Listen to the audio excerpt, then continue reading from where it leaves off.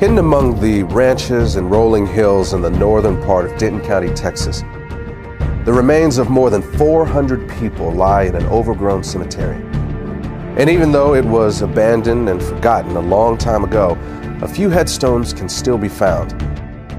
But most of the graves in this place never had a marker to begin with. That's because the people who were buried in them were considered to be property, not much different than a horse or a mule. This is where slaves were buried.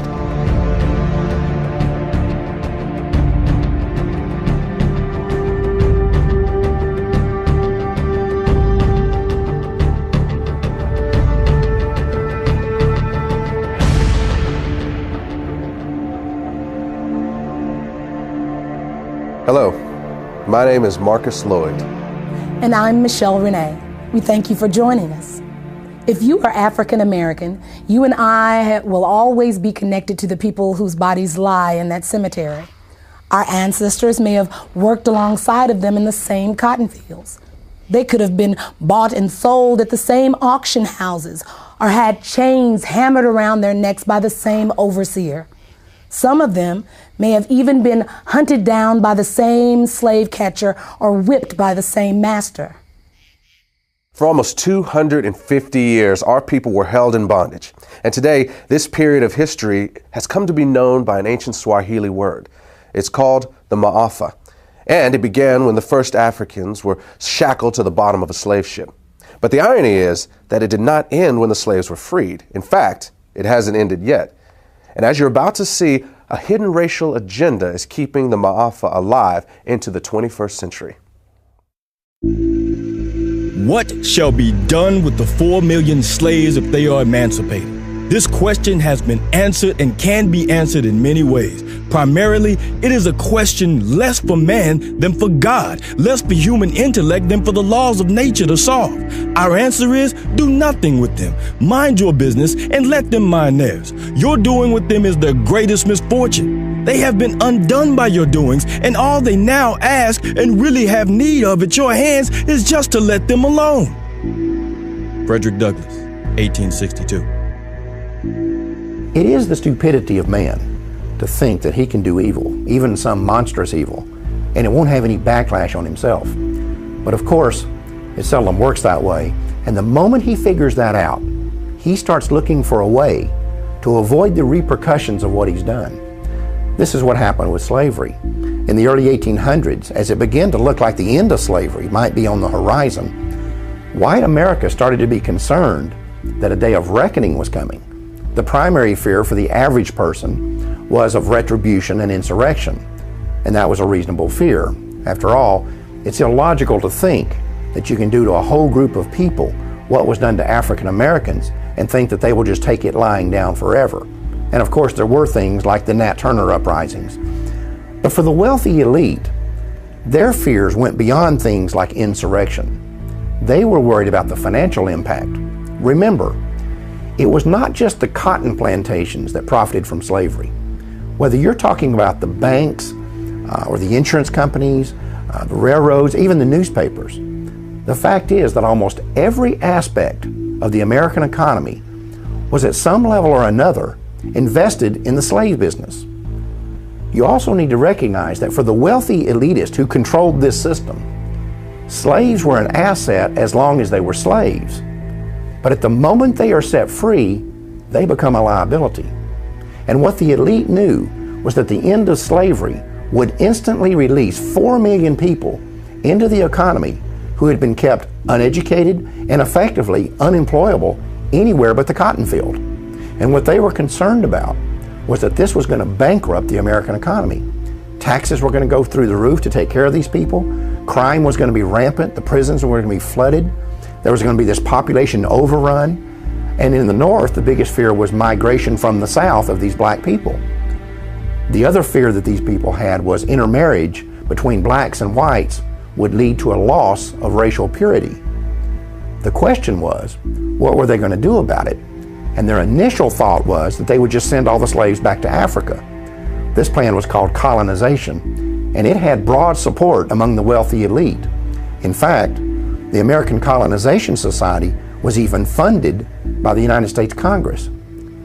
But in the end, colonization proved to be unworkable, and the idea was eventually scrapped. But about that same time, a new philosophy was emerging in the world. It was called eugenics, and for some, it seemed like the perfect solution to what had become known as the Negro dilemma.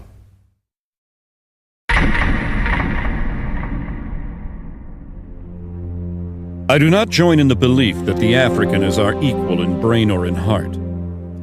And I believe that if we can, in any fair way, possess ourselves of his services, we have an equal right to utilize them to our advantage.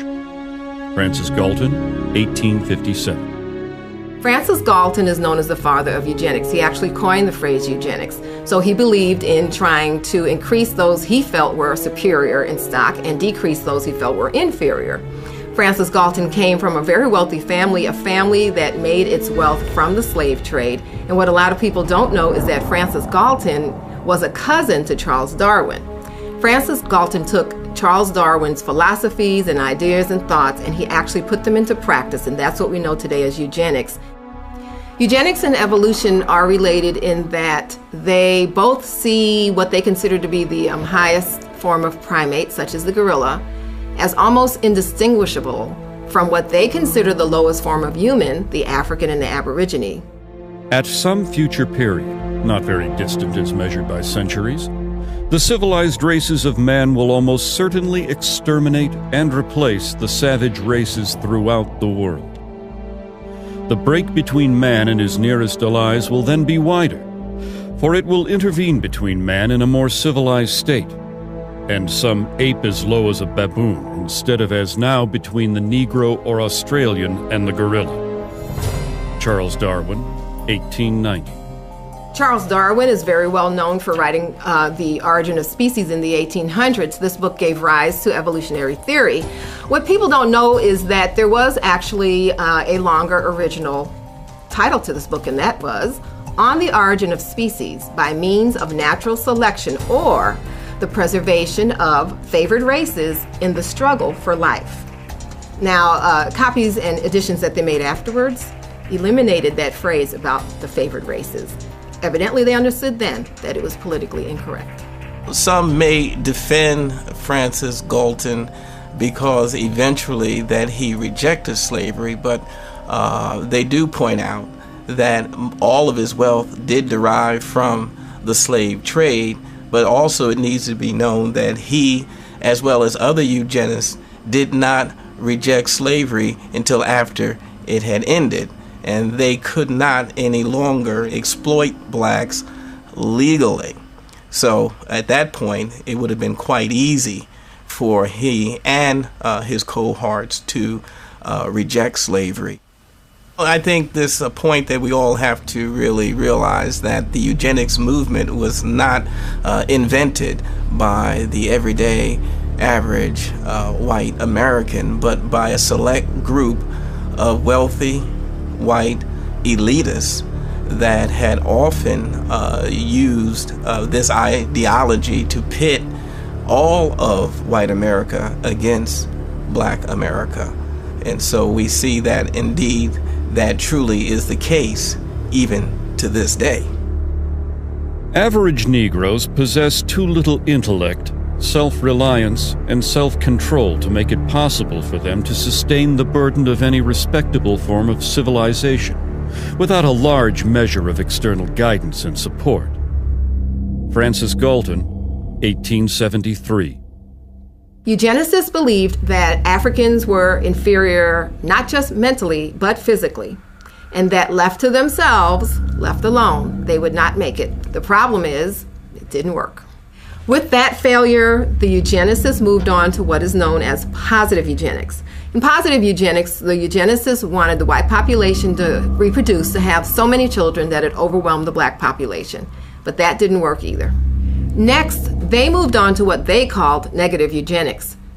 They knew that they could not round up all the blacks in the nation and execute them, so they decided to create an environment where they would convince the blacks to severely limit the number of children they were going to have, and thereby commit race suicide.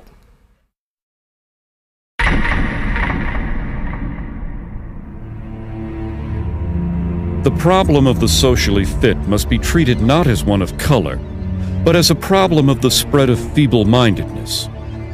Dr. Charles Davenport, 1913, director of the Eugenics Record Office, Cold Spring Harbor, New York, and co-founder of the American Eugenics Society.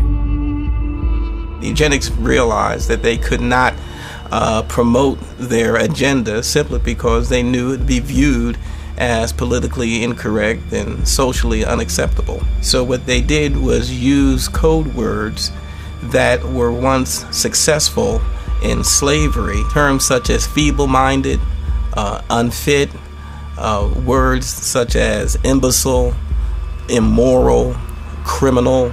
They tagged those labels upon the targeted community.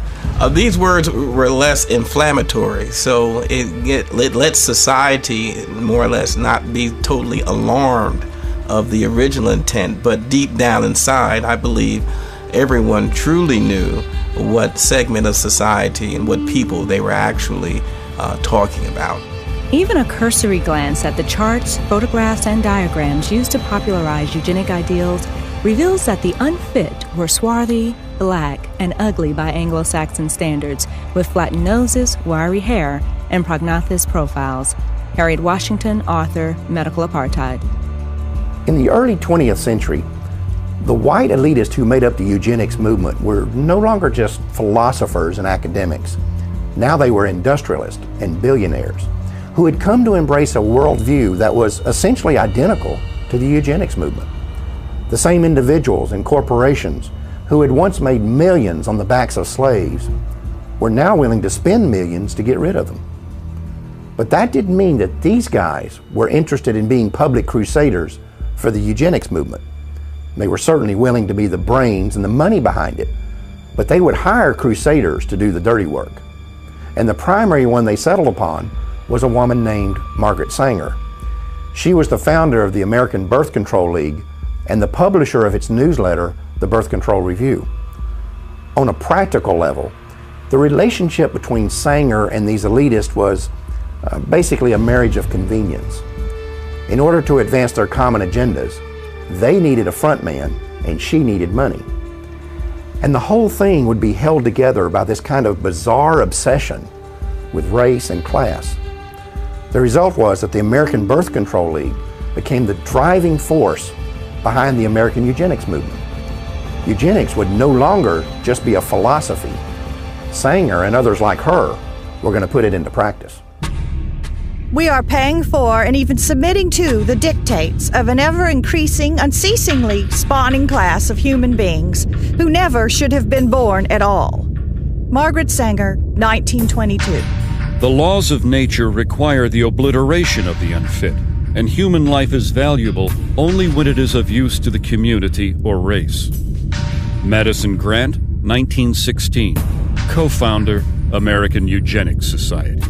The black man has never been a competitor, but has always been subservient to the white race.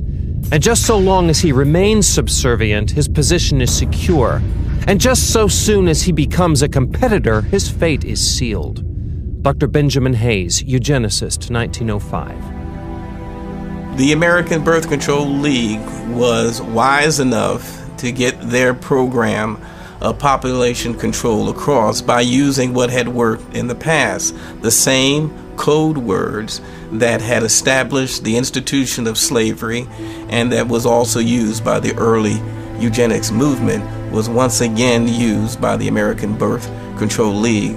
The Margaret Sangers of those days did not come out and say they were trying to eliminate black people. What they did say, they were trying to rid society of the feeble-minded. They were trying to rid the society of the criminal. Well, she was successful simply because of her eugenics friends for the past 50 years had put those labels on minorities and African Americans, and therefore society was more or less desensitized. In effect, the code words hid the agenda of Margaret Sanger and the eugenists. At that time, they did shift over to what they call the quality of life. It was a philosophy unquestionably used to target the poor simply because what the quality of life at its core meaning was that poor people really didn't have a reason to live. Only the white, those with status, had any chance of a meaningful or purposeful life. The solution for the poor now was not to eliminate the circumstances that would cause poverty. Their solution now was to eliminate the poor, eliminate the impoverished, and just wipe them off the face of the earth. The practice of birth control among the majority of colored people would probably be more eugenic than among their white compatriots. The dissemination of the information of birth control should have begun with this class, rather than with the upper social and economic classes of white citizens. Walter Terpening, Birth Control Review, 1932. In virtually every community where Negroes dwell, one finds them in fat times and lean alike, contributing a disproportionate number to the roles of the dependents and delinquents. They make excessive demands on the white man's charity and overtax his patience. Newell Sims, Birth Control Review, 1932. Author Madison Grant was a co-founder of the American Eugenics Society and an officer of the New York Zoological Society. In 1906, he had authorized an exhibit at the Bronx Zoo in which a 22-year-old African named Ota Benga was displayed in a cage in the monkey house. Sharing the cage with Benga was an orangutan. When a local clergyman protested the exhibit, he said that it was clearly intended to be a demonstration of Darwin's theory of evolution. Local proponents of Darwinism apparently agreed and labeled the display educational. 10 years after this event, Ota Benga committed suicide.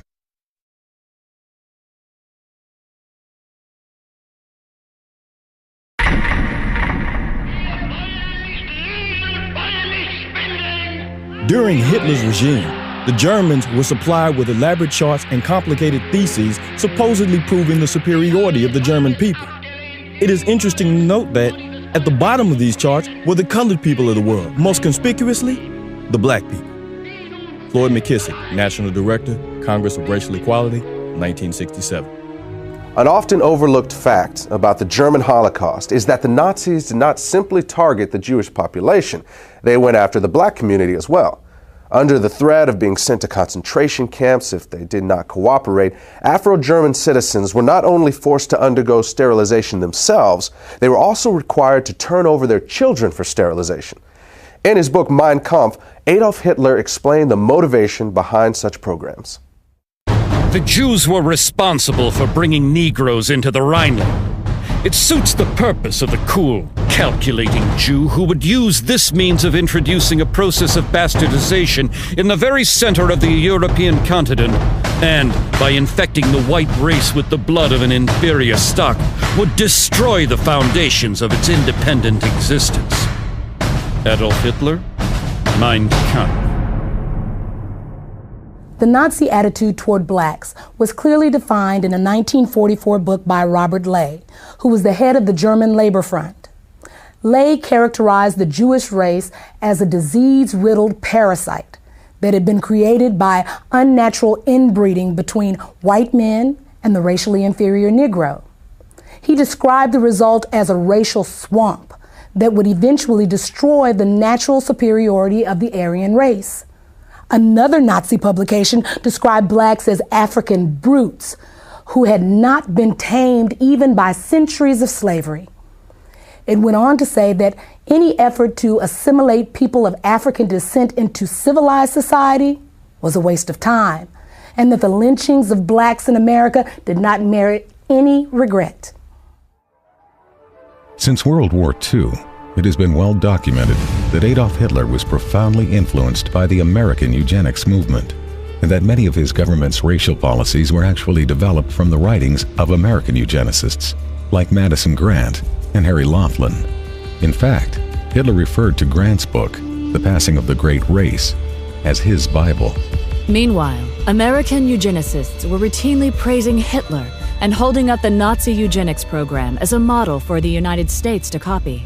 The leader of the German nation, Adolf Hitler, has been able to construct a comprehensive racial policy of population development and improvement. The difference between the Jew and the Aryan is as unsurmountable as that between black and white.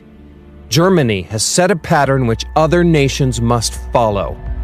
Dr. Clarence Gordon Campbell, 1935, President, Eugenics Research Association, New York.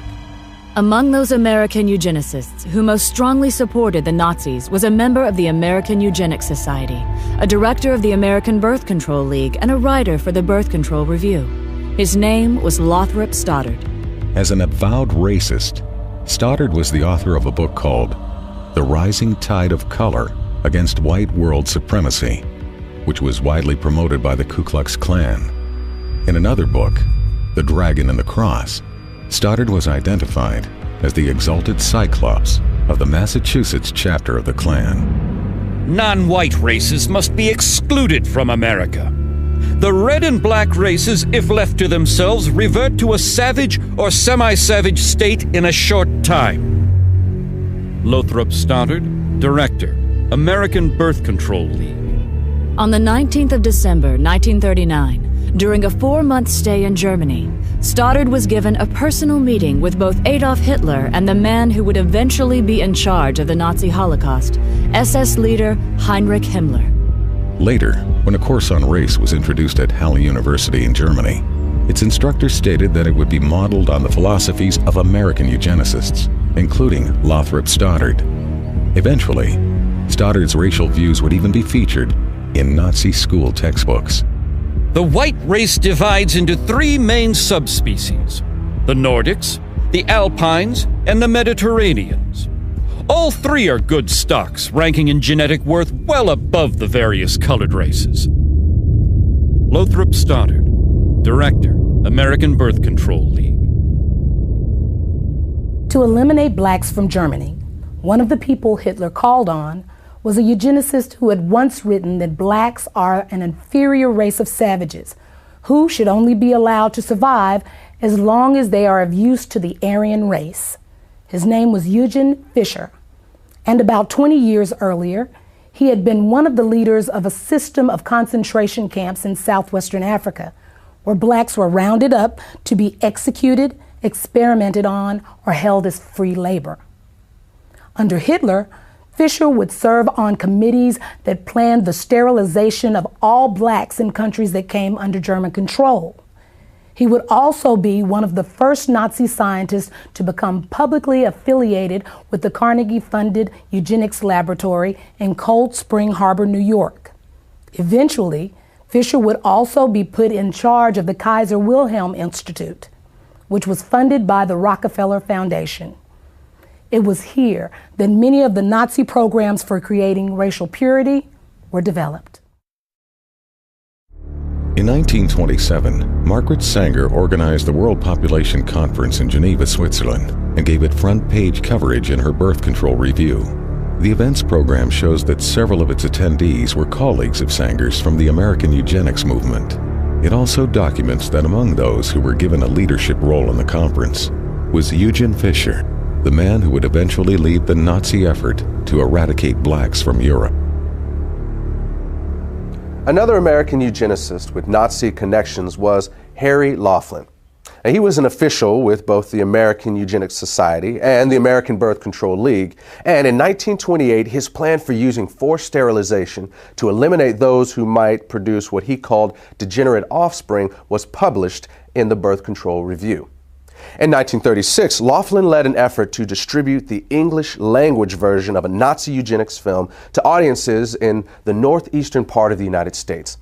He had acquired the rights to the film from the Race Policy Office of the Nazi Party and, with the help of 2 other American eugenics organizations, had mailed literature to biology teachers at 3,000 U.S. high schools, urging them to show it in their classrooms. Later that year, Laughlin was praised in a Nazi newspaper and awarded an honorary degree from the University of Heidelberg for his contributions to the Nazi eugenics effort. In the 1930s, a German psychiatrist named Ernst Rudin was named president of the International Federation of Eugenics in Cold Spring Harbor, New York, which was funded by the Carnegie Corporation. And in 1933, his call for racial purity was published in the Birth Control Review.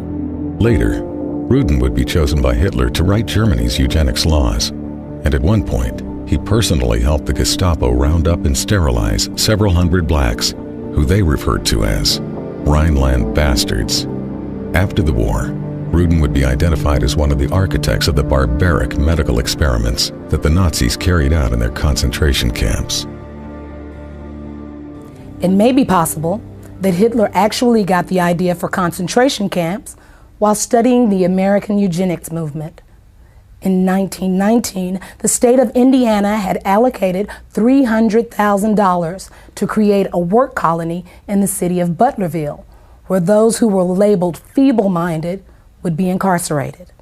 Then in 1932, Margaret Sanger called for the United States government to set aside farms and open spaces where certain groups of people would be segregated from the rest of society. She proposed that, among others, the illiterate, the unemployed, and the poor should be forcibly kept in these areas until they developed what she called better moral conduct.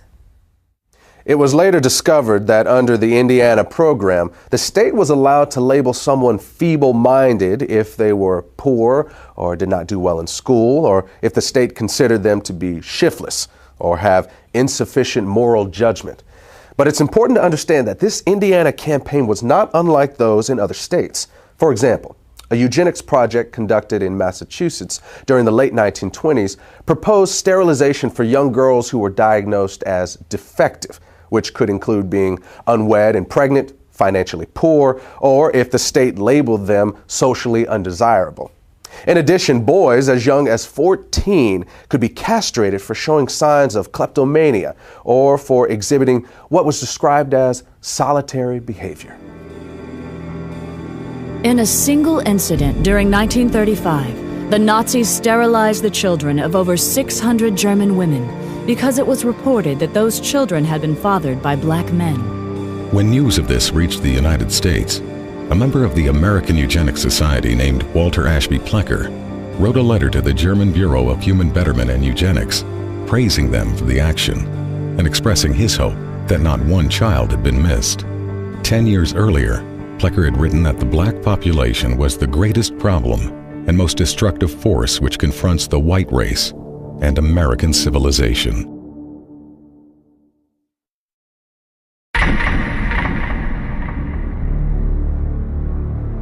Eugenics goals are most likely attained under a name other than eugenics.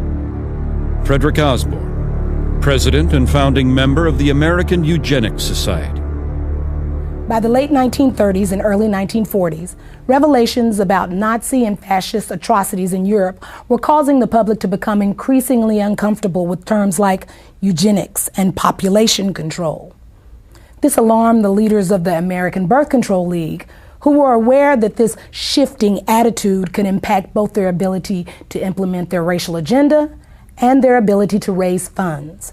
They were also aware that the connections between the American Birth Control League and the Nazis were starting to become known. Marketing research had shown them that in this environment, they needed to move away from words like control in favor of less threatening words like planning. So in 1942, they changed the name of the organization. From then on, the American Birth Control League would officially be known as Planned Parenthood. The important thing to understand here is that this name change did not change the organization's agenda. The same people were still in control, they were still obsessed with race, and they were still dedicated to eugenics. Today, defenders of Margaret Sanger will often try to hide her racism by claiming that she was not really a eugenicist and that Planned Parenthood was never part of the eugenics movement. But the truth is that as late as 1956, the American Eugenics Society listed Sanger as a member of the organization. In addition, many of Sanger's colleagues and the people whose writings she published, as well as many of Planned Parenthood's officers, were also known to be members. In fact, the ties between Sanger and the eugenics movement were so well established that in the 1920s, Sanger pursued a plan to merge the American Birth Control League, or Planned Parenthood as it was later called, with the American Eugenics Society. However, despite Sanger's efforts, the merger plan died after being rejected by the leadership of the American Eugenics Society. As an alternative, Sanger then proposed that the two organizations at least combine their publications into one magazine. But again, that idea was also rejected by the American Eugenics Society. The eugenic and civilization value of birth control is becoming apparent to the enlightened and the intelligent. The campaign for birth control is not merely of eugenic value, but is practically identical in ideal with the final aim of eugenics. Margaret Sanger, 1921. In her autobiography, Margaret Sanger wrote about a speech she gave in 1926 at a Ku Klux Klan rally in Silver Lake, New Jersey. The Planned Parenthood founder bragged about the fact that afterward, she was invited by 12 other Klan chapters to speak at their events. At about the same time the American Birth Control League was changing its name to Planned Parenthood, a lot of books and reports began coming out that attempted to put a happy face on eugenics, and many of them were written by people that were associated with Planned Parenthood. The strategy here was obvious. Since the Nazis had turned eugenics into a four-letter word, the American eugenics movement decided it was time to lay low. So most of their writings during this time period downplayed the role of eugenics and couched their agenda in terms of helping the African American. Perhaps the best example of this is a 1,500-page book by eugenicist Gunnar Myrdal called An American Dilemma, The Negro Problem in Modern Democracy. Interestingly, this book was not the result of some mom-and-pop operation. Myrdal had 75 assistants working on this project whose salaries were being paid for by the Carnegie Corporation, and Carnegie had been a major player in the eugenics movement for many years.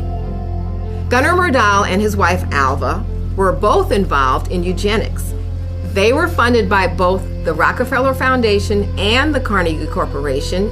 They were also closely linked to a Swedish eugenics program which forcibly sterilized 66,000 people. When you read Chapter 7 of this book, it becomes undeniable that this is a blueprint for the modern eugenics movement that we still see in the United States today. The bottom line is that Gunnar Myrdal believed that not only could blacks not help themselves, he felt that nobody could help them, and the only solution in his eyes was to get rid of them. Commonly, it is considered a great misfortune for America that Negro slaves were ever imported. The presence of Negroes in America today is usually considered a plight of the nation. Chapter 7, page 167. All white Americans agree that if the Negro is to be eliminated, he must be eliminated slowly, so as not to hurt any living individual Negroes. Chapter 7, page 168. The only way possible of decreasing Negro population is by means of controlling fertility. Chapter 7, page 170. Birth control facilities could be extended relatively more to Negroes than to whites, since Negroes are more concentrated in the lower income and education classes. Chapter 7, page 176. One thing I find very revealing about Chapter 7 is the first paragraph. Myrdal uses U.S. Census Bureau figures to show that between 1790 and 1940, the black population in the United States increased 17 times. At the same time, those Census Bureau figures show that the white population increased 37 times. However, neither Myrdal nor any other eugenicist wrote anything about what to do about that part of the population that was increasing twice as fast as the black population. Gunnar Myrdal's book on how to resolve what he called the Negro Problem was published in 1944 by Harper & Brothers of New York. 4 years earlier, the same company, which is today known as HarperCollins, had also published a book by one of the founding members of the American Eugenics Society. At the time that Harper & Brothers published these books, its president was a man named Cass Canfield, who would later become the the national president of Planned Parenthood.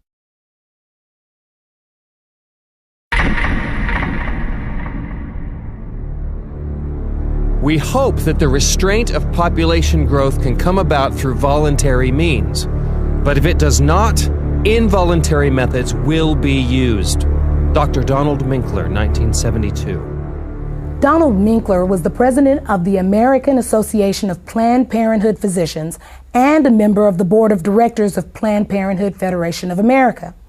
Like many of those in the eugenics movement, he understood that their plans would not always be voluntarily adopted, and that the use of governmental coercion or even force might one day be necessary. The idea of forced eugenics was not something that suddenly developed in the 1970s. In a 1929 speech, American eugenicist Samuel Holmes had proposed that mandatory birth control should be used as a tool to eliminate what he called the menace to the white race that had been created by increases in black population. His solution was to have a quota system in which the right to have a child would be controlled by the government and determined by race. At the time, Holmes was on the National Council of the American Birth Control League, which would later become known as Planned Parenthood. Then, in 1936, eugenicist Julian Huxley proposed that the genetically inferior classes could be made to have fewer children if they were denied easy access to welfare. Another part of this proposal was that medical care to these same people should be restricted in order to reduce the survival rates of the children they did have. He also called for the forced sterilization of anyone who was unemployed beyond a certain length of time. Huxley was later honored by Planned Parenthood and was a featured speaker at one of their annual conventions. The reality is that the views of people like Samuel Holmes and Julian Huxley were never uncommon within the American eugenics community. In 1969, a professor at the University of California, Dr. Garrett Hardin, called it insanity to rely on voluntarism to control population. Hardin was a member of the American Eugenics Society and an outspoken advocate of government-enforced birth control, saying that citizens should be willing to give up their right to breed for the betterment of society. In 1980, he was given Planned Parenthood's highest national award. He and his wife would later kill themselves in a joint suicide pact. There were, of course, some within the eugenics movement who were uncomfortable with the idea of using force, and they would often express their reservations about it in public. But when pressed, virtually none of them would rule it out, including Planned Parenthood founder Margaret Sanger. I consider that the world and almost our civilization for the next 25 years is going to depend upon a simple, cheap, safe contraceptive to be used in poverty-stricken slums, jungles, and among the most ignorant people. Even this will not be sufficient, because I believe that now, immediately, there should be national sterilization for certain dysgenic types of our population who are being encouraged to breed and would die out were the government not feeding them. Margaret Sanger, 1950. This was written by Sanger in a personal letter to Catherine Dexter McCormick.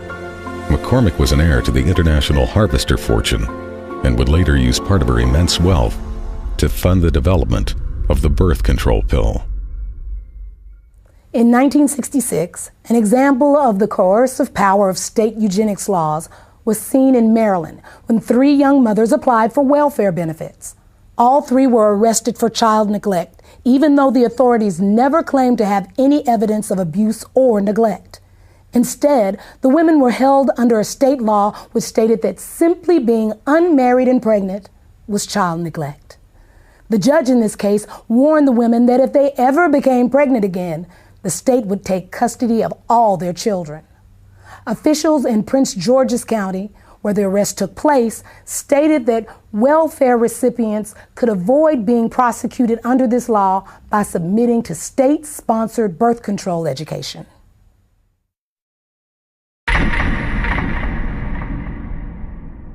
In 1934, Adolf Hitler sent a letter to American eugenicist Leon Whitney, complimenting him for a book he had written on sterilization. Whitney was the former executive secretary of the American Eugenics Society and a colleague of Margaret Sanger's. Sanger also published his writings in the Birth Control Review. In the book that Hitler was praising, Whitney had written that America could eliminate what he called the slum elements of society by sterilizing the lowest 25% of its population. He claimed this was necessary because such people are too stupid to understand or practice even simple methods of contraception. Besides, he said, the country would hardly miss them. One of the people he was talking about was named Elaine Riddick. At the age of 13, I became pregnant. I was raped by a guy that lived across the street from me. He snatched me off the street and molested me and threatened my life and said if I ever told anyone that he would kill me. When they was delivering my son, they sterilized me at the same time. They had approached my grandmother and said that if she wanted to continue to receive supplement, welfare and food stamps, or at this time they was giving out these surplus foods, canned cheese, I think it was, powdered eggs, and said that if she did not sign the X, that they were going to stop her supplements. Mind you, my grandmother was illiterate. She had never ever gone to school. She didn't understand what it was. So she signed the X and they did this to me. I did not find out that they had sterilized me until I was 19 years old. I asked the state of North Carolina why they did this to me, and they said that because I was feeble-minded, that I would not be able to take care of myself, I would not be able to tie my shoes, that I was just incompetent. The state of North Carolina also said that I had never performed, at the age of 13, I had never performed a day's work in my life. They couldn't get me to do anything. But at the age of 13, I mean, should I not have been in school? They were saying that feeble-mindedness is hereditary. So they sterilized me so I would not produce my kind. Mind you, I am not illiterate, nor am I feeble-minded. I never went into high school, but yet I still acquired a college degree. They also justified that my child or my children would be feeble-minded. My son is the president of his own semiconductor company. He has his own construction company. And he has his own real estate company. I mean, how can you think that your government allowed or allowing these things to happen to a person, a life? You can't say nothing, you have no rights. To me, they took away all of my rights. They sterilized kids from my understanding and my knowledge as young as 8 years of age. I don't know what an 8-year-old can do that could cause them to do this to them. The only reason I can give myself is that because they're black. In 1961, social worker Sue Casebolt had been installed as the executive secretary of the North Carolina Eugenics Board. At a board meeting held 3 weeks later, she stated that she was going to keep a file on every child whose name reached her desk so that they could be picked up as soon as they reached childbearing age. Casebolt was still on the board in 1968 when it approved the sterilization of 14-year-old Elaine Riddick. It is better for all the world if instead of waiting to execute degenerate offspring for crime or to let them starve for their imbecility, Society can prevent those who are manifestly unfit from continuing their kind. 3 generations of imbeciles are enough. Oliver Wendell Holmes, U.S. Supreme Court Justice, 1927. Holmes made this statement in his ruling on the constitutionality of Virginia's forced sterilization law. It mirrored the views of President Theodore Roosevelt, who had originally appointed Holmes to the Supreme Court. In a 1913 letter to American Eugenics Society founder Charles Davenport, Roosevelt had stated that the country had no business allowing citizens of the wrong type to reproduce. In 1907, Indiana had become the first of more than 30 states to pass sterilization laws, and some of those laws stayed on the books well into the 1970s. In fact, the state of Oregon did its last sterilization in 1981 and did not abolish its eugenics board until October of 1983. Some states practice sterilization without ever creating an official eugenics board. In those instances, few if any records were kept. And in the states that did keep records, many have never been made available to the public. But in just those states that have released their records, it is known that at least 60,000 Americans were sterilized, and they were disproportionately black. In addition, during a 1973 lawsuit, a federal judge estimated that as many as 150,000 additional low-income women may have been sterilized under federal programs alone. These sterilizations were often performed without the patient's knowledge or consent, and sometimes against their will. It was also common for social workers to tell welfare recipients that they would lose their benefits if they did not agree to be sterilized. In some cases, poor families were even threatened with the loss of welfare unless they brought their children in for sterilization. The result was that some of the people sterilized were as young as 10 years old.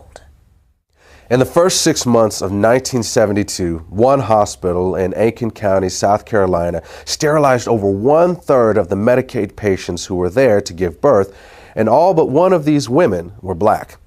One patient said she was told by all 3 of the county's obstetricians that they would not deliver her baby unless she agreed to be sterilized.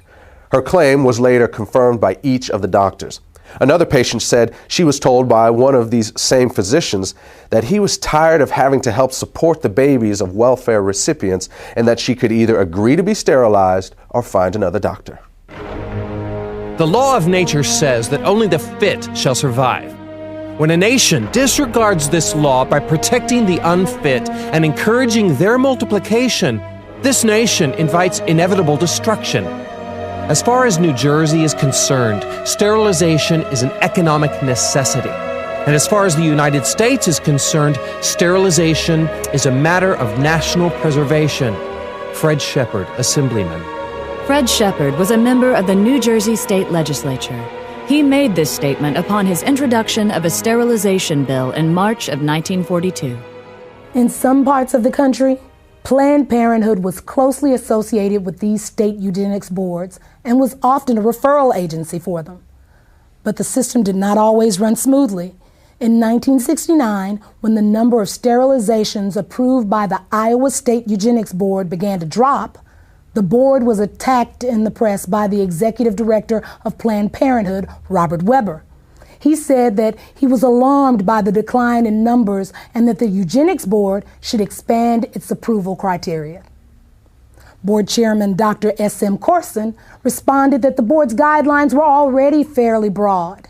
He pointed out that approvals were routinely given for young girls for no reason other than the board's speculation that they might likely one day engage in immoral behavior without the capacity for being wives and mothers. At that point, Weber publicly scolded the board and told them that they should either increase the number of sterilizations or quit. From its beginning, Planned Parenthood always had powerful ties to the American eugenics community. In fact, in many places they were often one and the same. For example, when the first birth control clinic was opened in Arkansas, it was operated by the Arkansas Eugenics Association and overseen by a woman named Hilda Cornish. Later, the Arkansas Eugenics Association would become the Arkansas State Affiliate, of Planned Parenthood, and Cornish would be named its executive director. During the 4 months that American Birth Control League director Lothrop Stoddard was in Nazi Germany, he not only met with Hitler and SS chief Heinrich Himmler, he also attended one of the Nazi eugenics courts. The first case I saw looked like an excellent candidate for sterilization. A man in his mid-30s, he was rather ape-like in appearance. Receding forehead, flat nose with flaring nostrils, thick lips, and heavy prognathous jaw. Not vicious looking, but gross and rather dull. Lothrop Stoddard, Director, American Birth Control League, later known as Planned Parenthood. Given the admiration that Adolf Hitler expressed for the American eugenics movement, it is not unlikely that he modeled the eugenics courts in Nazi Germany after the state eugenics boards in the U.S. In both countries, feeble-mindedness was routinely used as a catch-all justification for sterilization, and the diagnosis of feeble-mindedness was almost always left up to the judgment of the person advocating the sterilization. First, the white man tells me to sit in the back of the bus. Now it looks like he wants me to sleep under the bed. Back in the days of slavery, black folks couldn't grow kids fast enough for white folks to harvest. Now that we got a little taste of power, white folks wants to call a moratorium on having babies. Comedian Dick Gregory, Ebony Magazine, 1971. By the 1960s, the American eugenics movement had been reasonably successful in getting sterilization laws and prohibitions against interracial marriage passed. They also had some success in getting states to mandate sterilization for those convicted of even non-sexual crimes, and some states began to require sterilization as a condition for receiving welfare or health care. Meanwhile, another state proposed jail time for anyone who had a child out of wedlock unless they agreed to be sterilized, and at least one state required sterilization as a condition of being released from custody. But these laws were not producing the results Planned Parenthood and others in the eugenics movement wanted. They also began to fear that federal courts were going to eventually rule that these kinds of measures were unconstitutional. At about the same time, however, something new was being introduced to American society. It was called the birth control pill, and the eugenics movement quickly saw it as the perfect solution for controlling the population of people they had always seen as oversexed, unsophisticated, and lazy.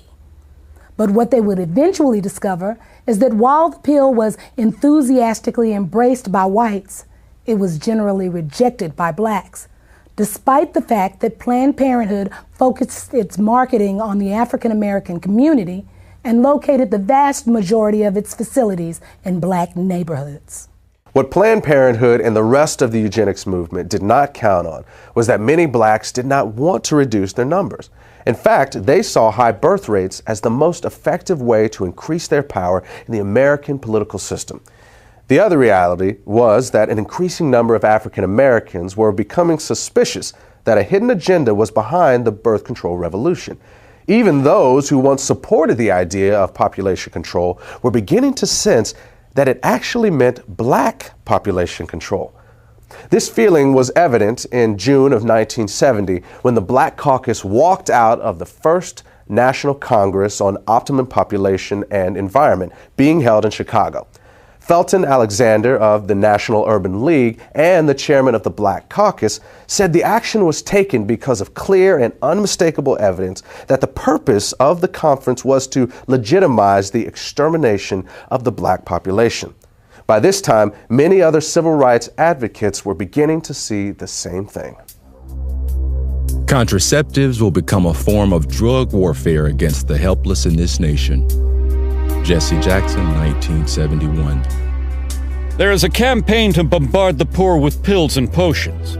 If this movement continues, we soon may be accused of fighting poverty by eliminating the poor and overcoming hunger by removing the hungry. New York Congressman Hugh Carey, 1966.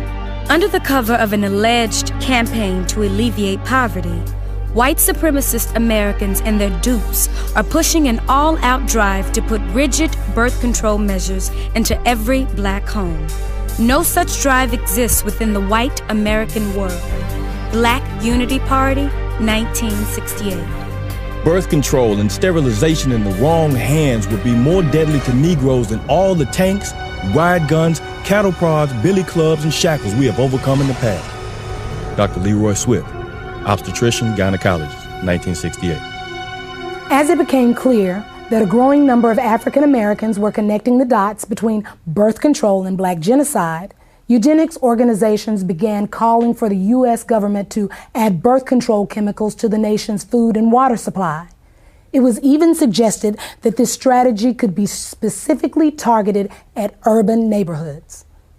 This idea was widely embraced in the eugenics movement and taken seriously enough by the government to be discussed at a 1969 meeting at the United Nations. Under the plan being considered, a couple could apply to the government for permission to have a child, and if approved, they would be given an antidote to the population control chemicals they had ingested in their food and water. Interestingly, the idea that government should have some sort of licensing agreement to regulate who would and would not be allowed to give birth was not a new one. In 1934, Planned Parenthood founder Margaret Sanger had proposed that the U.S. government implement a system in which women would not have the legal right to have a child without a permit from the government, and that these permits would only be good for one baby. But eventually, proposals like forced sterilization, chemicals in the food and water supply, and government control of childbearing were abandoned by most people in the eugenics movement. Despite the fact that many of them openly advocated such ideas, they would come to realize that there was really no practical way to carry them out. But for all their failures, what the eugenics movement had accomplished was to lay the foundation for the next phase of their plan. And this is where they would find the success that they had been chasing for over 100 years.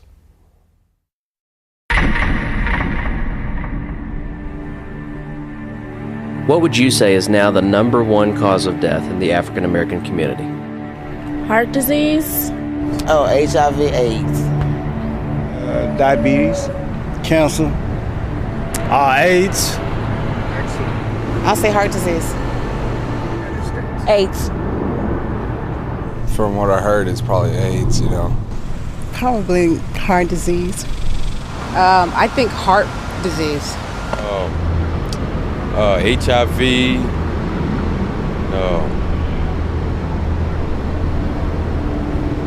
Gang violence. What if I told you the real answer was abortion?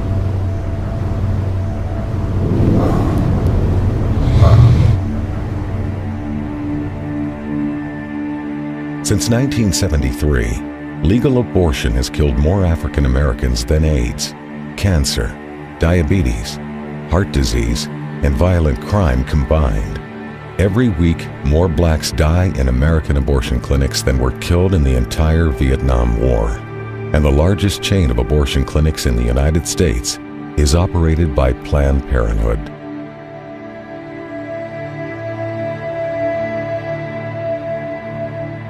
We have now reached a point in this country that African American women, though they make up 12% of the population, they account for 37% of the abortions.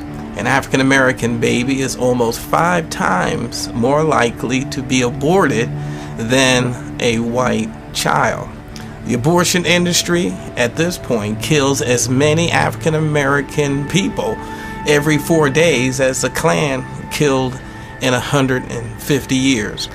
And you can truly say the most dangerous place for an African American to be is in the womb of their African American mother. All across America, you can stand outside of the abortion clinics and see a steady stream of black women coming in and out.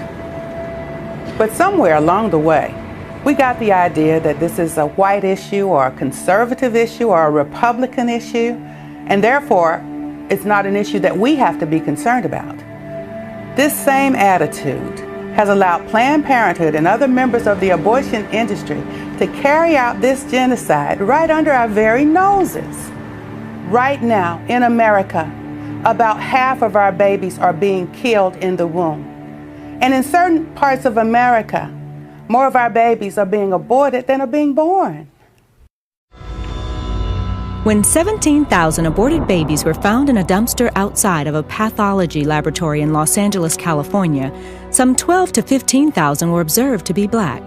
Irma Clardy Craven, Chairman, Minneapolis Commission on Human Rights and Secretary of the Urban League. To understand what the agenda was behind the legalization of abortion, all you need to do is look at the statistics from the U.S. government. Studies from the CDC show that prior to the legalization of abortion, approximately 80% of all illegal abortions were done on white women. One study in New York even found that white women had 5 times as many abortions as black women. But at the moment abortion became legal, that began to reverse. And that's why the legalization of abortion was so crucial for the eugenics movement. Legalization created the ability to market abortion in the black community. And from a eugenics standpoint, that changed everything. These people cannot have it both ways. First, they say that birth control will reduce the number of abortions. Then they flood our neighborhoods with birth control clinics. And what's the result? Our abortion rate skyrockets. So either they lied about the fact that birth control would reduce abortions in our neighborhoods, or this is the results and the purpose they wanted from the beginning. At this point, I truly have the tendency to believe the latter. In 1973, the year abortion was legalized nationwide, Dr. Christopher Tizzi produced a study on abortion demographics at the request of the Population Council, a New York-based eugenics organization. In this report, Tizzi confirmed previous research showing that when abortion is illegal, the abortion rate is much higher for white women than for black women, but that this completely reverses whenever abortion is legalized. At the time he published these findings, Tizzi was a consultant to both Planned Parenthood and the National Abortion Federation. Other researchers within the eugenics and abortion movements were also documenting that easy access to abortion clinics produces higher abortion rates in the surrounding area. And at least one expert discovered that having a nearby clinic is a bigger factor in the black abortion rate than it is in the white abortion rate. At the same time this data is being circulated, Planned Parenthood and the rest of the abortion lobby were in the process of locating the vast majority of their facilities in minority neighborhoods. Then in 1974, a study was released on population control that had been conducted by researchers at 3 major universities. By analyzing data obtained from Planned Parenthood's own records, they determined that the #1 factor in deciding whether a county in the United States provided free or low-cost family planning services was not poverty, but race. The researchers said their findings seemed to support the contention of many civil rights activists that such programs are less intended to assist the poor than they are to control the growth of the black population. Birth control and abortion are turning out to be the great eugenic advances of our time. Frederick Osborne, founding member of the American Eugenics Society, 1973. The best way to hate a nigger is to hate him before he is born. Leander Perez, Louisiana State Judge, 1970. 2 years after the director of Iowa Planned Parenthood had publicly attacked the state's eugenics board for not approving enough sterilizations, a bill was introduced in the Iowa legislature to legalize abortion. Despite having the support of both the state Republican Party and the state Democratic Party, as well as strong backing from the governor, the bill would be defeated almost single-handedly by the only African American in the Iowa legislature. Proponents have argued this bill is for blacks and the poor who want abortions and can't afford one. This is the phoniest and most preposterous argument of all. I represent the inner city where the majority of blacks and poor live, and I challenge anyone here to show me a waiting line of either blacks or poor whites who are wanting an abortion. Iowa State Representative June Franklin, Democrat, 1971.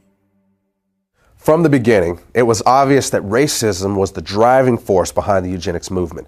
While it was true that from time to time these elitists and social engineers would toss a few lower-class whites in among the feeble-minded and worthless who should be bred out of society, it was also true that they never seemed to include blacks among the best and the brightest who should be bred in. And at the same time, the country was being saturated with calls for population control and family planning. The facilities to carry them out were pouring into the black community. After all, no one was suggesting that there were too many white people in the world. And realities like those did not go unnoticed by early civil rights activists. For them, the reason birth control and abortion were being pushed was not a secret. Those whom we could not get rid of in the rice paddies of Vietnam, we now propose to exterminate if necessary, eliminate if possible, in the OB wards and gynecology clinics of our urban hospitals. Jesse Jackson, 1971. Black people are the target of birth control, not because the ruling politicians like them and care about their economic equality, but because they hate them and can no longer use them in plantations and other cheap labor conditions. Muhammad Speaks, the Black Muslim newspaper, 1970. I believe the entire question of abortions is just one more in the continuous series of events to eliminate the black population. Father George Clemens, Jet Magazine, 1973. The abortion law hides behind the guise of helping women, when in reality it will attempt to destroy our people. Brenda Hyson, New York chapter, Black Panther Party, July 1970. The racist tells you to take birth control pills to kill, to murder life that might have existed if you had not. They are planning mass extermination of people they consider dispensable. Van Keys, Oakland chapter, Black Panther Party, 1969. A true revolutionary cares about the people. He cares to the point that he is willing to put his life on the line to help the masses of poor and oppressed people. He would never think of killing his unborn child. Detroit chapter, Black Panther Party, 1970. Who the hell is getting the pill? The Mexican and the Negro. Do you want to wipe us out? Cesar Chavez, 1967. On the day after the assassination of Dr. Martin Luther King, a memorial service was held at Howard University in Washington, D.C. As mourners left the auditorium, they encountered about 600 people attending a rally outside. Several speakers were heard warning the crowd that population control was being used as a weapon of black genocide. Among the speakers who gave this warning was noted civil rights activist Stokely Carmichael. A year later, Pittsburgh police were called when 200 sticks of dynamite were discovered near a local Catholic church. An investigation revealed that the dynamite was not intended for the church, but was instead left behind by civil rights activist William Bowie Hayden. Hayden later admitted that he and his group, the United Movement for Progress, had planned to use the explosives to blow up nearby Planned Parenthood facilities because they were practicing black genocide. Hayden had once stated that any African American who supported allowing Planned Parenthood into black neighborhoods was an Uncle Tom. Into the black community stepped Planned Parenthood. Only when they came into the black community, they've become Planned Black Genocide. William Bowie Hayden, civil rights activist, 1971. Among those associated with Hayden was an African-American physician named Dr. Charles Greenlee. Greenlee had been a staunch supporter of Planned Parenthood, but became suspicious of the organization after noticing that black neighborhoods in his city were, as he described it, saturated with Planned Parenthood facilities, while nearby white neighborhoods that were just as poor did not have a single one. In an article published by the Black Muslim newspaper Muhammad Speaks, Greenlee said he had also discovered that deceptive materials were being circulated in the ghettos and delivered to the homes of black women, warning them that welfare recipients who had additional children would lose their public assistance. Greenlee knew that wasn't true and concluded that Planned Parenthood was pushing a hidden agenda. It was then he severed his ties to the organization and started working against it. The idea is to make less niggas so they won't have to build houses for them. If we keep producing, they're either gonna have to kill us or grant us full citizenship. Dr. Charles Greenlee, civil rights activist, 1968. It is strange that they chose to start talking about population control at the same time that black people in America and people of color around the world are demanding their rightful place as human citizens and their rightful share of the material wealth in the world. Jesse Jackson, 1977.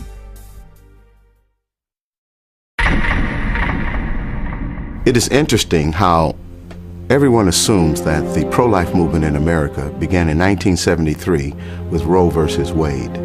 But we who were around during the civil rights movement and struggle of the 1960s, we know that the first anti-abortion groups were organizations like the Black Panthers, the Nation of Islam, and other community organizations. These folks were speaking out against both birth control and abortion long before the contemporary pro-life groups of today existed. But one of the problems with the civil rights movement was that there was far too many men and women who were willing to sell out the community. And a lot of powerful, influential African Americans knew that they had to be willing to turn and look the other way in order to advance their own personal political agendas. In 1972, those members of the Congressional Black Caucus, such as Charles Diggs, did not trust the abortion industry or those who were espousing population control or family health, and they were suspicious of them. But when the money began to flow, and just as it was with Jesse Jackson, when he found out that indeed he could get funding and monies to run for presidents from these people, he flip-flopped in his position. Because he once said abortion is black genocide. What happens to a mind of a person in the moral fabric of a nation that can abort a baby without a pang of conscience? Where will we be 20 years from today? But when Reverend Jesse Jackson realized he needed money to run for president, all of a sudden the most important civil rights issue is a woman's right to choose. In 1975, Jesse Jackson called for the ban of abortion through a constitutional amendment. And in an interview in Jet magazine, he referred to abortion as genocide. But Jesse Jackson, on the other hand, wanted to become president.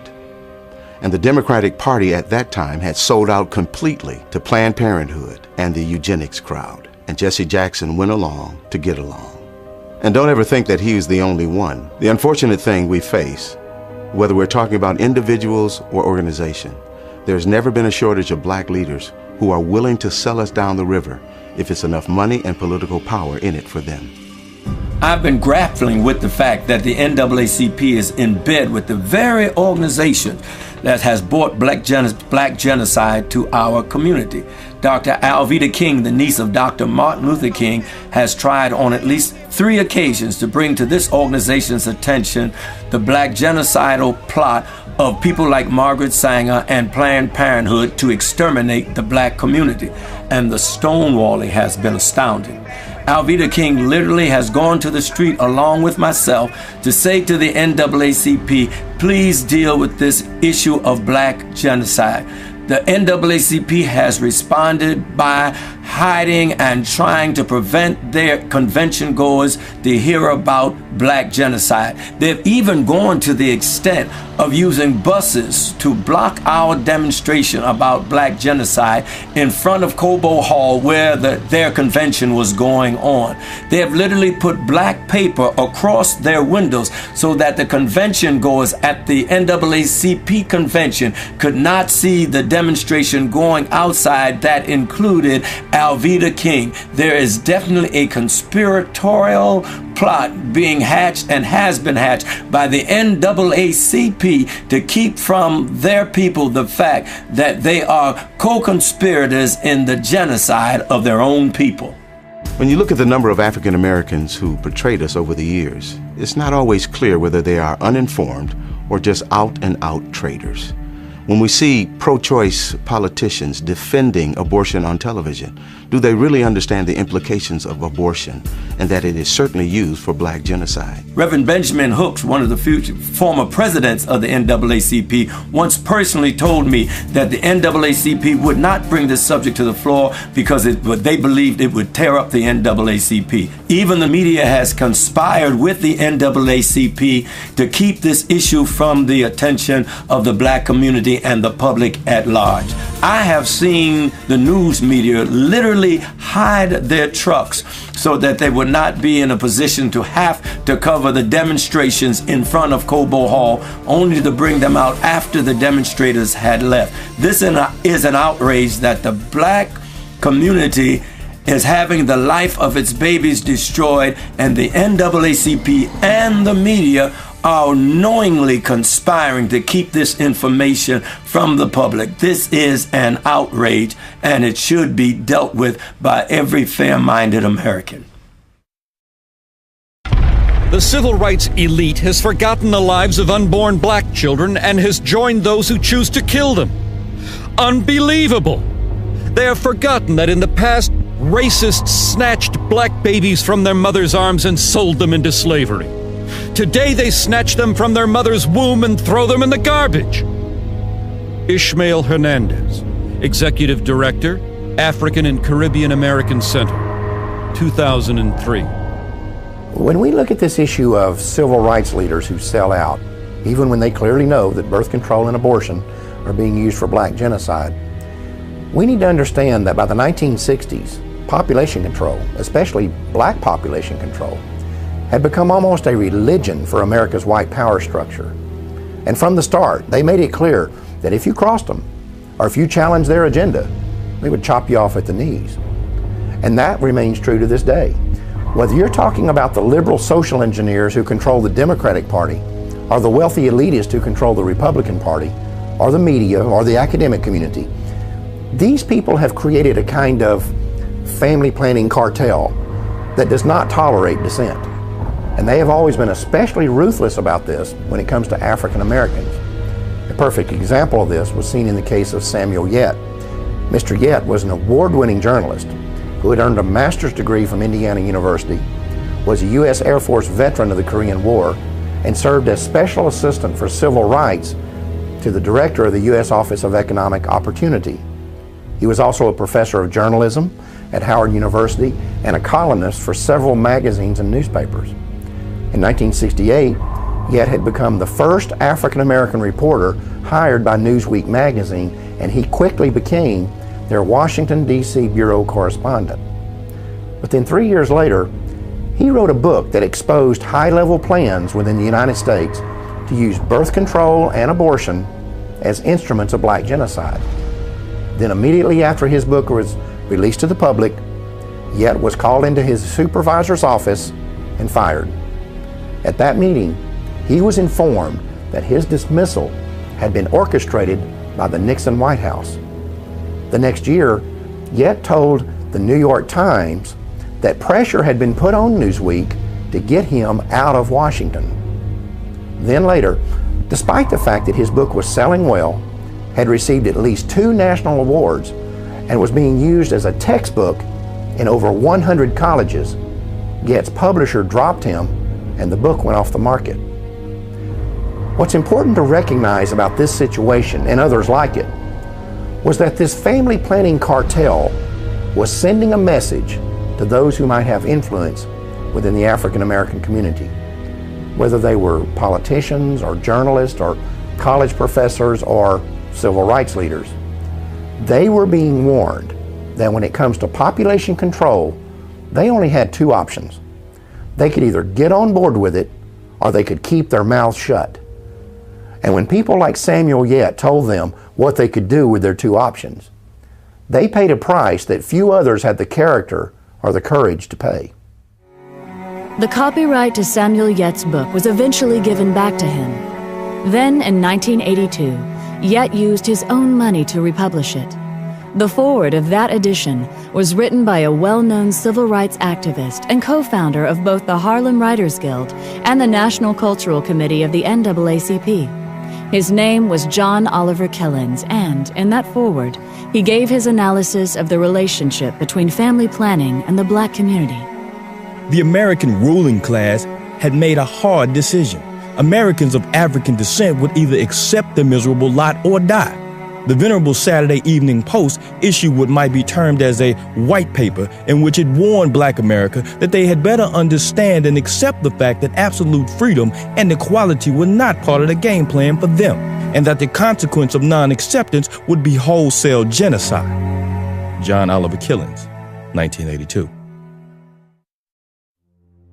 The minister's work is also important, and also he should be trained, perhaps by the Federation, as to our ideals and the goal that we hope to reach. We do not want word to go out that we want to exterminate the Negro population, and the minister is the man who can straighten out that idea if it ever occurs to any of their more rebellious members. In 1939, Margaret Sanger wrote that in a letter to fellow eugenicist Clarence Gamble regarding the American Birth Control League's Negro Project. Gamble was an heir to the Procter & Gamble fortune and a major financial backer of Sanger's.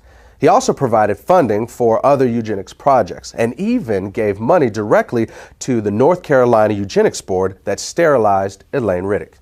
In fact, in 1947, he called for the expansion of that state's sterilization program, saying that for every feeble-minded person sterilized, 40 more were polluting and degrading the bloodlines of future generations with their defective genes. Sanger's letter makes it clear that the eugenics movement understood they would need to neutralize the opposition they might get from the church. They also knew that this would be especially crucial within the African American community. Their strategy was to manipulate church leadership into selling the illusion that support for eugenics was not inconsistent with the Christian faith. To do this, they would often recruit pastors to be frontmen for eugenics policies and provide them with prepackaged sermons on eugenics. They also held contests in which awards would be given to the ministers who came up with the best pro-eugenics sermons on their own. This approach proved so effective that an almost identical strategy would be adopted by the American abortion lobby. In January of 1973, the Supreme Court legalized abortion on demand throughout the United States, and almost immediately, the Religious Coalition for Abortion Rights was formed. Less than a year earlier, the following conversation had taken place in the Oval Office of the White House. It began on the 30th of March, 1972, and continued 4 days later on the 3rd of April. This is an actual recording of that conversation. The speakers are the President of the United States, Republican Richard Nixon, and members of his senior staff. A majority of people in Colorado voted for abortion. I think a majority of people in Michigan voted for abortion. I think in both cases, well, certainly in Michigan, they will vote for it because they think that what's going to be aborted generally are the little black sausage. As I told you, we talked about it earlier, that a hell of a lot of people want to control the Negro bastard. Yeah. Isn't that really true? So you know what we're talking about, population control. Sure. We're talking really, and what John Rockefeller really realizes, the people in what we call our class control their populations. Sometimes they'll have a family of 6 or 7 or 8 or 9, but it's exceptional. The people who don't control their families are people the people that shouldn't have kids. Now that's what the black population in the city of San Francisco has gone from 3,000 right after World War II to where they represent 30% of the population of San Francisco. That's it. The Religious Coalition for Abortion Rights was originally created with the financial backing of John Rockefeller, and its current president is an African American who was once appointed to the Washington, D.C. City Council by Richard Nixon. In the early 1990s, the organization changed its name and is today known as the Religious Coalition for Reproductive Choice.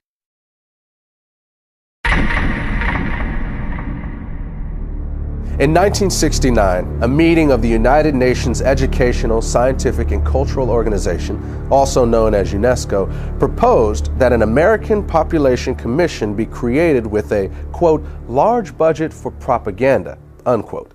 4 months later, Republican President Richard Nixon signed legislation establishing the Commission on Population Growth and the American Future. The bill authorizing this new initiative had been passed with overwhelming support from congressional Democrats and was chaired by John Rockefeller. The executive director of the project was to be Dr. Charles F. Westhoff, who was also a member of both the American Eugenics Society and Planned Parenthood's National Advisory Council. Another member of this new commission was Dr. Joseph Beasley. In the 1960s, Beasley oversaw an aggressive eugenics program that concentrated on black neighborhoods in New Orleans with the stated intention of lowering welfare costs. This project would eventually be described by Planned Parenthood President Alan Guttmacher as the #1 success story in the history of American birth control movement.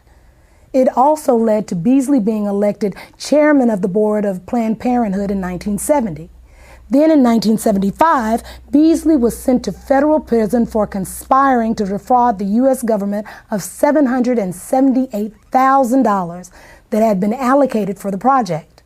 In court, a local black civil rights activist named Sherman Copeland testified that he took payoffs from Beasley for helping him to convince residents of the targeted neighborhoods that birth control was not black genocide. In 1969, William H. Draper was appointed to represent the United States on the United Nations Population Commission. Draper had once proposed that government-sponsored population control efforts among the poor be accelerated in order to deal with racial unrest and to cure what he called the ghetto problem. Draper was on the governing body of Planned Parenthood and had personally raised more than $4 million for the organization.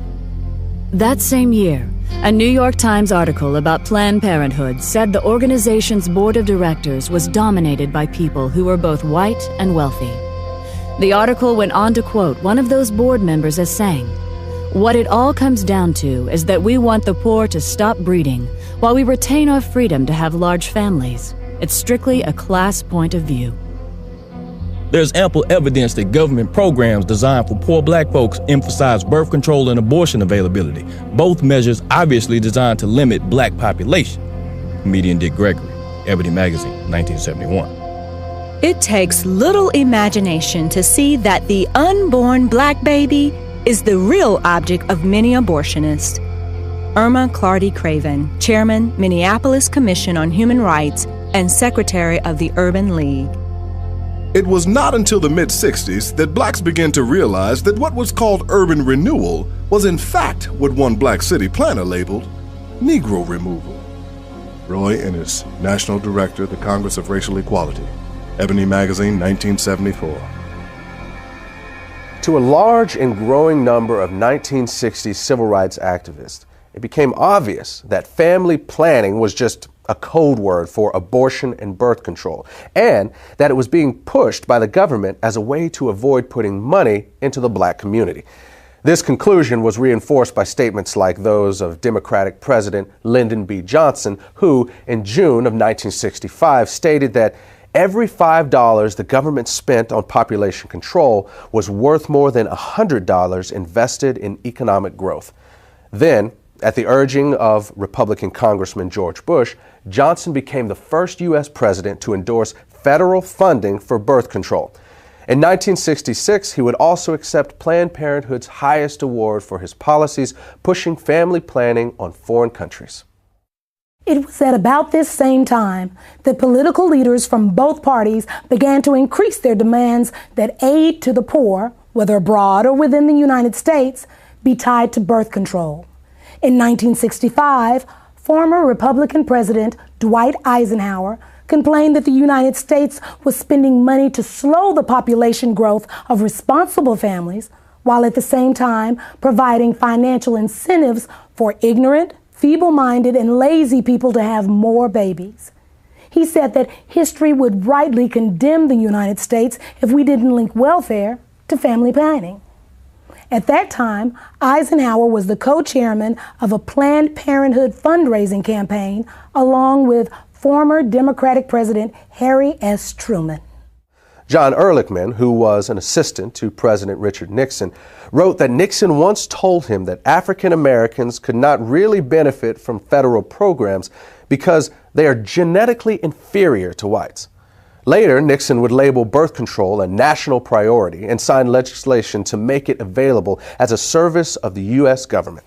Then, in March of 1972, the Commission on Population Growth and the American Future, which Nixon had created 3 years earlier with the help of congressional Democrats, began calling for the nationwide legalization of abortion.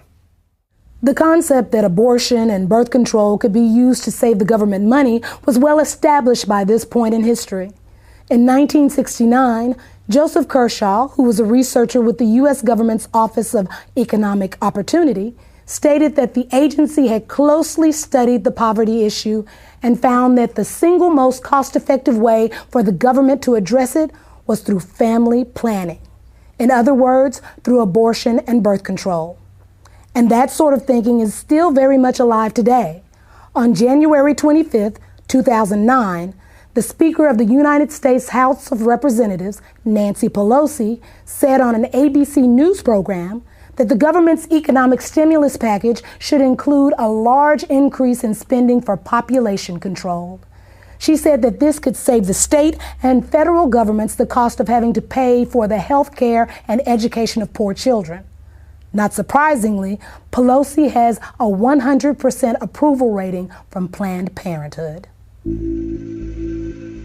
At one time, it was common to hear politicians and elected officials openly talking about the need for population control in the black community, or saying things like $1 spent on family planning is worth $5 spent on economic development. But since we don't hear that sort of thing anymore, it would be easy to conclude that the government is not still involved in black genocide, but that's not the case.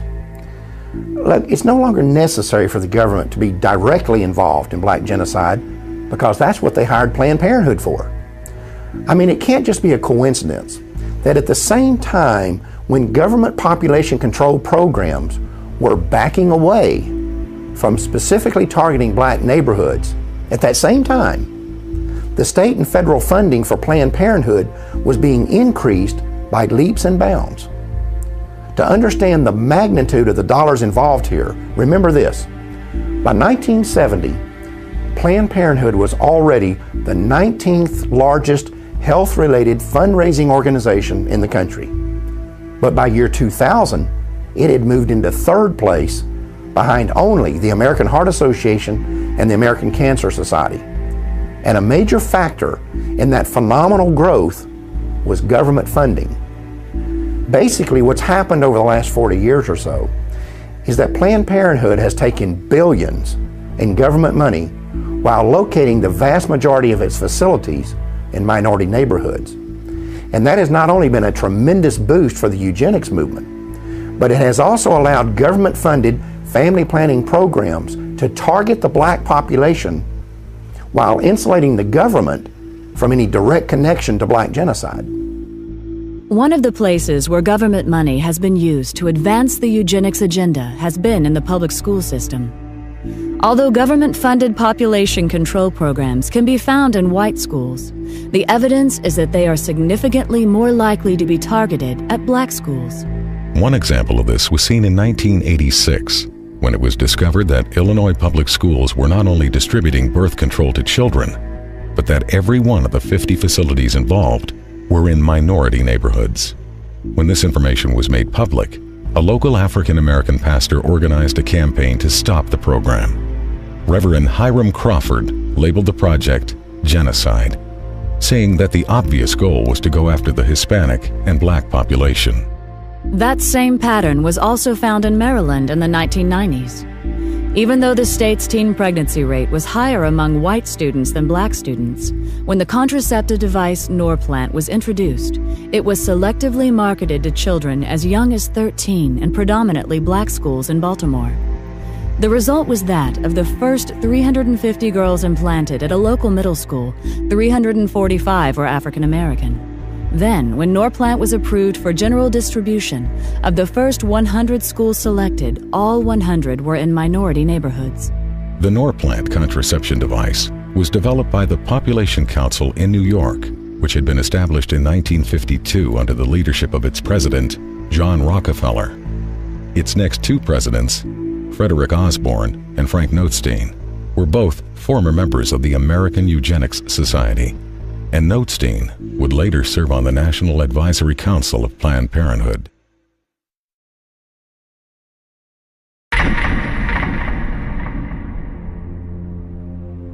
If you're going to curb population, it's extremely important not to have it done by the damn Yankees, but by the UN. Because the thing is, then it's not considered genocide. If the United States goes to the black man or the yellow man and says, slow down your reproductive rate, we're immediately suspected of having ulterior motives to keep the white man dominant in the world. If you can send in a colorful UN force, you've got much better leverage. Alan Guttmacher, president of Planned Parenthood and former vice president of the American Eugenics Society, 1970. 4 years after Guttmacher made that statement, America's National Security Council issued a report that was intended to define the United States government's official policy on controlling world population. It was called the National Security Study Memorandum 200, or NSSM 200, and it was formulated in cooperation with the United States Agency for International Development, the U.S. State Department, the Department of Defense, and the Central Intelligence Agency. One of its goals was to establish a strategy for reducing the populations of third world countries so that the United States could have increased access to their natural resources, particularly minerals and metals. Among the conclusions of NSSM 200 was that no country has reduced its population growth without resorting to abortion. The authors of the report then identified 3 non-governmental agencies that would be funded to carry out the government's population control agenda in the targeted countries. One of those agencies was Planned Parenthood. One of the tactics specified in NSSM 200 was that we might withhold food aid after a disaster if the countries do not accept the American idea of birth control, and this has happened many times all over the world. One example is the Southern American country of Guyana, which was hit by a hurricane back in 1997. Now, they had turned down abortion and birth control for 12 years straight, but after the hurricane hit Guyana in 1997, the World Bank said, we will not give you any aid unless you legalize abortion and birth control, and that's exactly what they did. I've seen this several times in Africa, where droughts have hit, and the United Nations and USAID will not assist unless they accept birth control. I've been all through Africa myself, and I've seen medical clinics that are full of birth control devices but no safe motherhood delivery kits. There's no anesthesia, there's not even any bandages there. There's crates and crates of birth control pills and condoms. Now, while our commitment to birth control is going up every year, our commitment to authentic economic development is dropping. So we see less clean drinking water funding, less school funding, see less medical clinic funding. Another example is Haiti. Haiti has been hit by hurricanes several times, and the United States and other countries are saturated with birth control. In Haiti now, any woman, 90% of women at least, can now get access to any kind of birth control they want to, government funded, but less than 20% of the Haitians have access to clean drinking water. Now try to imagine there being a natural catastrophe in a country like Canada or Australia or France or England. And we go in there and we say to them, we're not going to offer you any kind of aid unless you accept our philosophy on birth control and population control. That will be outrageous. But that's our standard operating procedure when we go to a black country after a catastrophe of some kind. You cannot believe that we are going to treat people in a foreign country like this and not treat our own population of African Americans the same way. Consider what happened after Hurricane Katrina. One of the first things we did was bring in birth control and contraception. And as we all know, the hurricane disproportionately affected black families in that area. And I seriously doubt if the same kind of disaster hit a middle-class white area, the first response would be condoms and birth control. This idea that population control could be used to control a specific population was not unique to NSSM 200. For example, Before the Nazis took power in Germany, abortion had been illegal, except to save the life of the mother.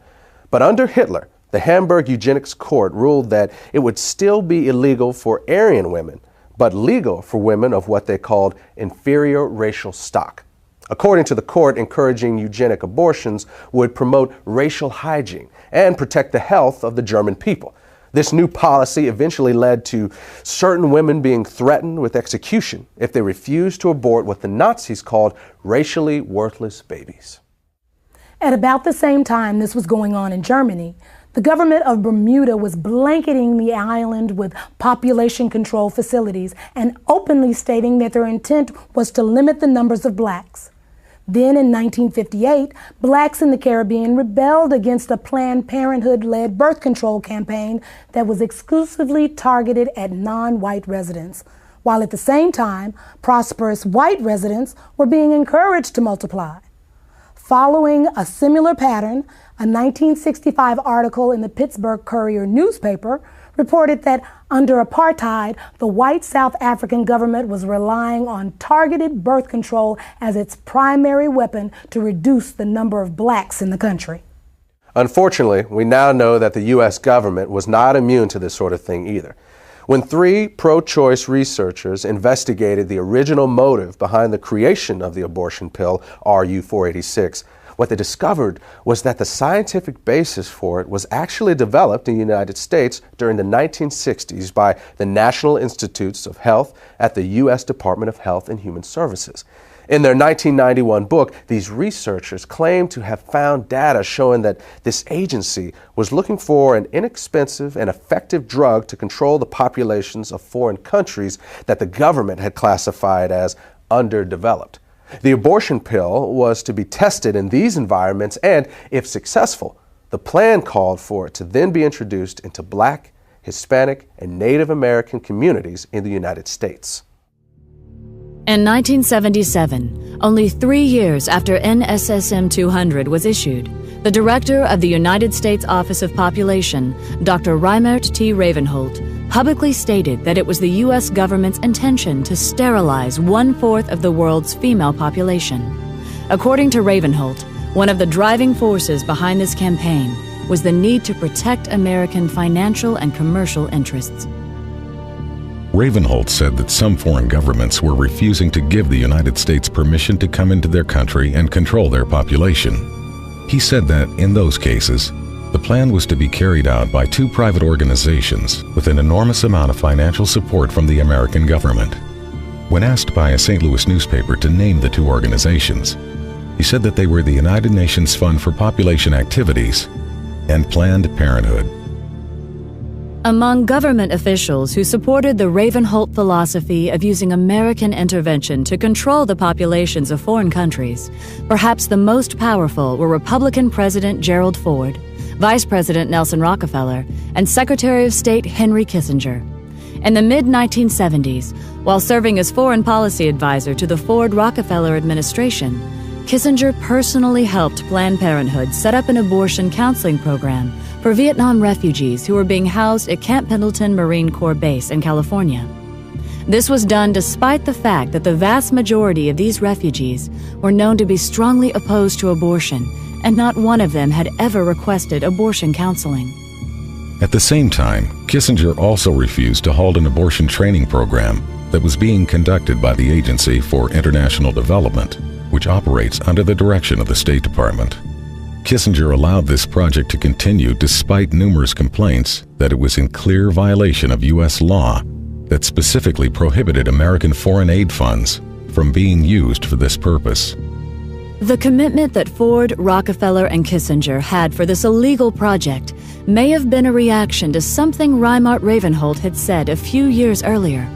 In 1973, he was speaking at a Planned Parenthood national conference where he told attendees that abortion may actually be the most demographically powerful way of controlling population. Ravenholt would eventually be honored by Planned Parenthood for what it called innovation and vision in the population field. Years ago, a series of USA Today articles documented that there are large multinational corporations on the New York Stock Exchange today that actually got their start in the slave trade. But when slavery ended and Africans could no longer be financially exploited, many of those same corporations began pouring millions into the eugenics movement. The people they had found so valuable as property, they had little use for as fellow citizens. And again, some of those corporations and foundations and institutions are still around today, and every year they still pour millions into eugenics organizations like Planned Parenthood. In fact, if you look at Planned Parenthood's donor list, it reads like a who's who of corporate America. You also have individual elitists doing the exact same thing. People like Bill and Melinda Gates, Warren Buffett, Ted Turner, and many others have used their own personal fortunes to make sure that the eugenics movement never runs short of money. Of course, if you confront these people or these corporations about their support for organizations like Planned Parenthood, they'll tell you it has nothing to do with eugenics. And if someone is naive enough to believe that, that's fine. But to me, it's like someone saying, yeah, I'll give a few $1 million a year to the Klan, but I'm not really a racist. After the abortion pill RU-486 was approved for sale in the U.S., the controversy surrounding it kept the abortion lobby from being able to find an American company to produce it. That forced them to look for a foreign manufacturer. And after an 8-year search, a company owned by the Chinese government agreed to manufacture the drug for the U.S. market. The company's management made the decision after the Rockefeller Foundation agreed to provide financial backing for the project. There's also another connection between Rockefeller and RU-486. At the end of World War II, the German chemical manufacturer IG Farben was identified as the company that supplied the gas used in the Nazi concentration camps. The gas was called Zyklon B, and evidence later showed that Farben's executives knew how it was being used. In fact, evidence was uncovered to indicate that Farben engineers had actually designed the gas chambers. This led to some of them being tried at Nuremberg for crimes against humanity, including genocide and slavery. Interestingly, IG Farben was a financial partner with John D. Rockefeller and Standard Oil of New Jersey in a company called Standard IG Farben. In addition, within 3 months after Hitler came to power, the publicity director of Rockefeller Foundation and personal advisor to John D. Rockefeller, a man named Ivy Ledbetter Lee, was assigned the responsibility of directing public relations for IG Farben. After the war, IG Farben would change its name to become known as Hercht AG. Today, Hercht is a gigantic multinational corporation with subsidiaries all over the world, including the United States. Ironically, one of Hercht's subsidiaries, Rusal Yuklov, is the French company that developed RU-486. In other words, the same company that produced the gas used in the Nazi death camps also produced the abortion pill that is now being used in American abortion clinics. And in both cases, there was a known connection to the Rockefeller Foundation. On the week he was inaugurated, Bill Clinton received this letter from attorney Ron Weddington. Weddington is the ex-husband of Sarah Weddington, the lawyer who successfully argued for the legalization of abortion in the Roe v. Wade case. 26 million food stamp recipients is more than the economy can stand. You can start immediately to eliminate the barely educated, unhealthy, and poor segment of our country.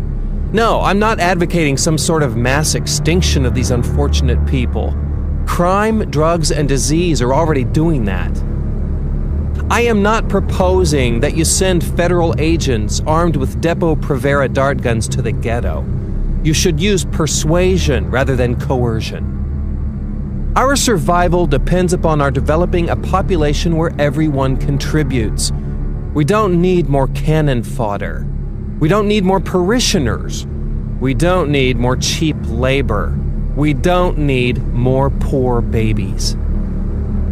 2 days after being sworn in as president, Bill Clinton issued an executive order that allowed federally funded agencies to refer low-income women for abortions.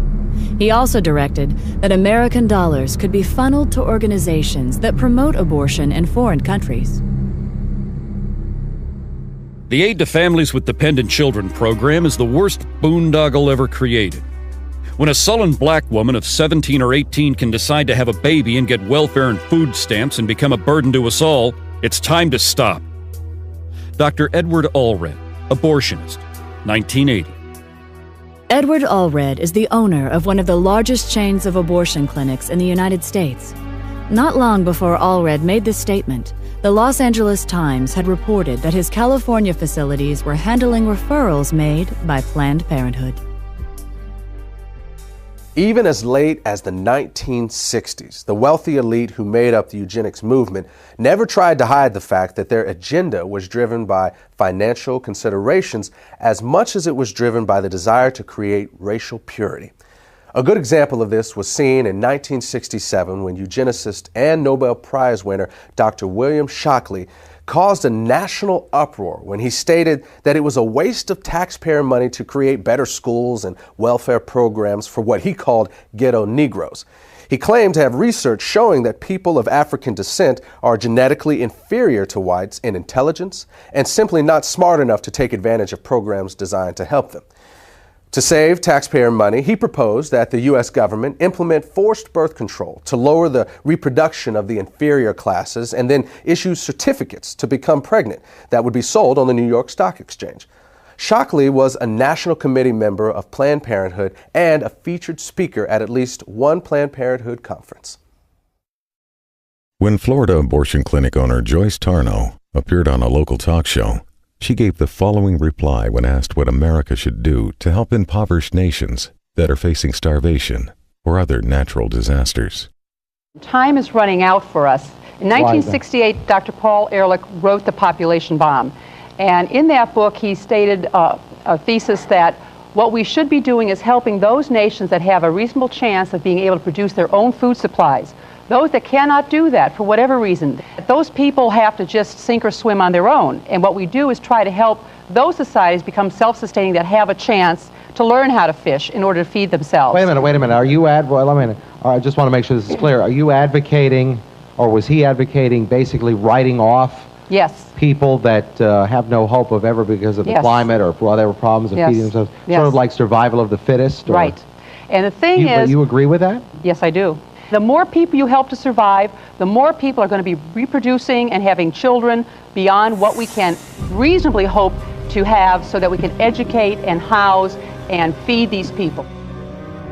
When Joyce Tarnow retired in 2004, she told a local newspaper that she had tried to get as many people sterilized as are in my way. She also restated her views on foreign aid, saying that the United States should help those countries that can prosper, but let the others wither on the vine. Citing Haiti as an example, Tarnow said that the Haitian people should be made to stew in their own juices because they had destroyed their environment. In order to really understand the role money plays in the eugenics movement, it is important to keep in mind that its original mission was not to make a profit, but to eliminate a group of people that the elite saw as a financial burden because of things like welfare, crime, taxes, and so forth.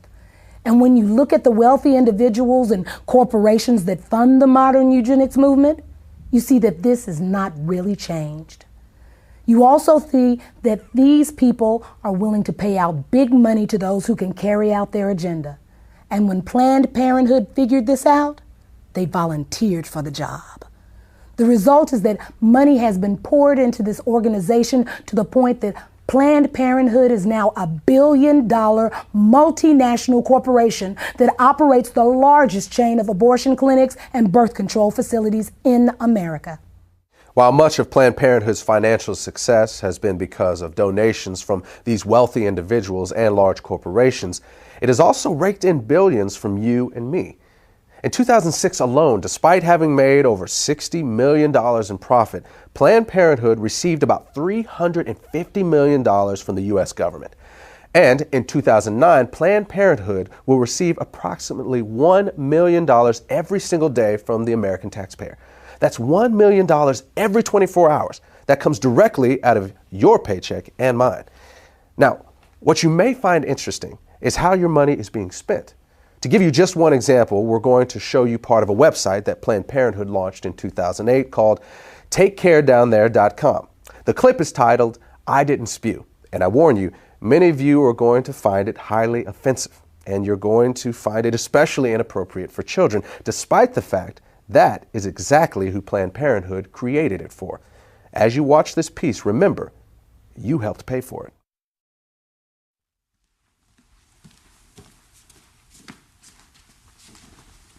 Whoa, guy, where's the prophylactic? What do you mean? Look, oral sex is still sex, okay? If it's unprotected, you gotta reject it. What? What? But I didn't even spew. Guys, doesn't matter. Look, if you're having sex or you're getting some blowjays or whatever, you need to use a condom, because you could catch a sexually transmitted infection, even if you don't spew.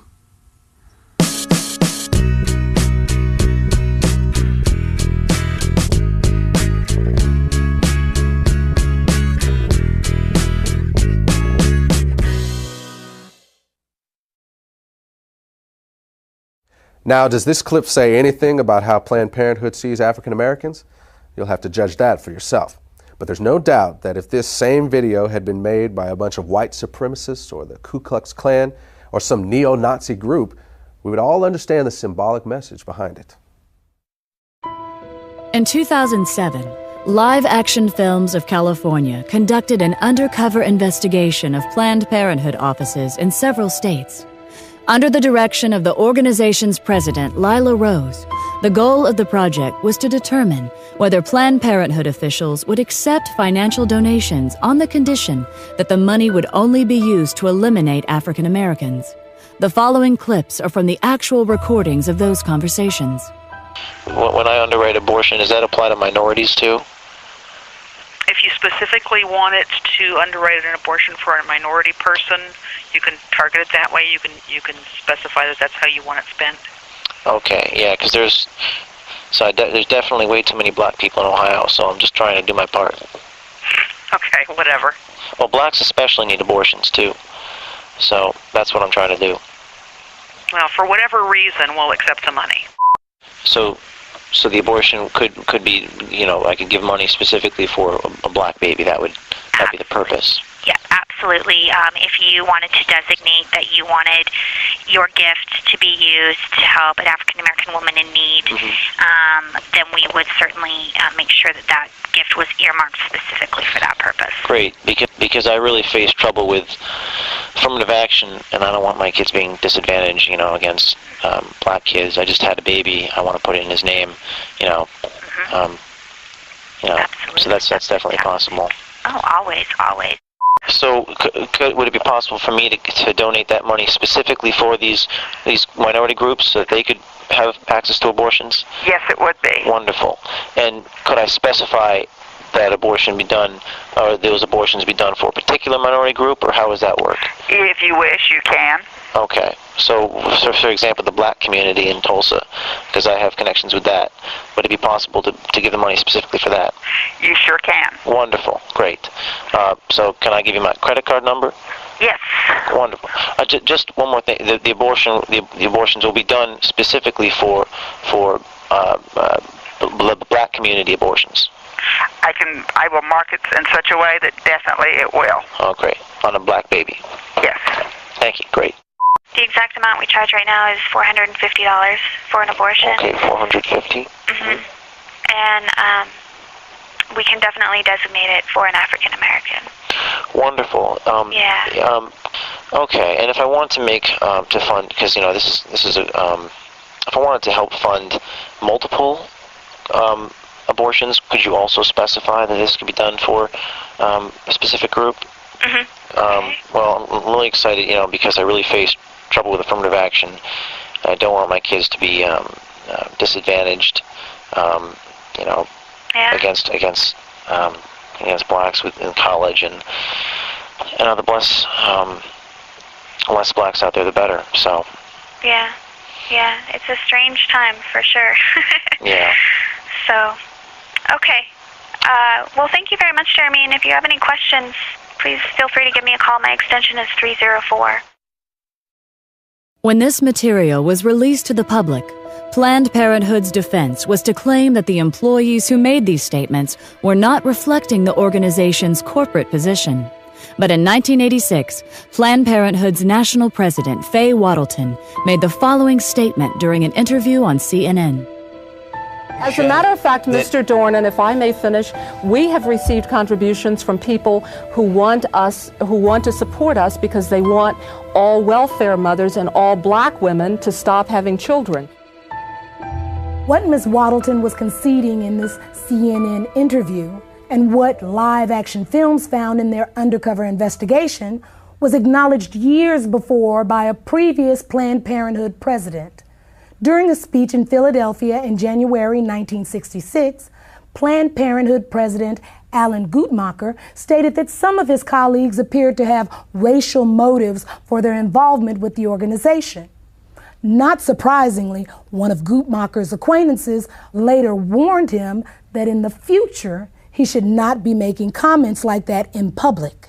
The person who gave that warning obviously understood that Planned Parenthood's racial agendas and attitudes are best kept out of the public. And that has been a philosophy that Planned Parenthood has embraced for many years.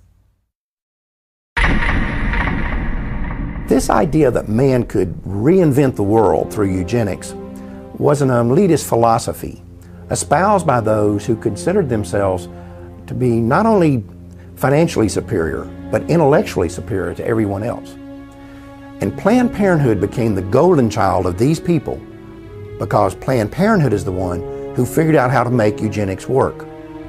They figured out that the key to racial genocide is not in killing people, but in convincing the target group to commit mass suicide.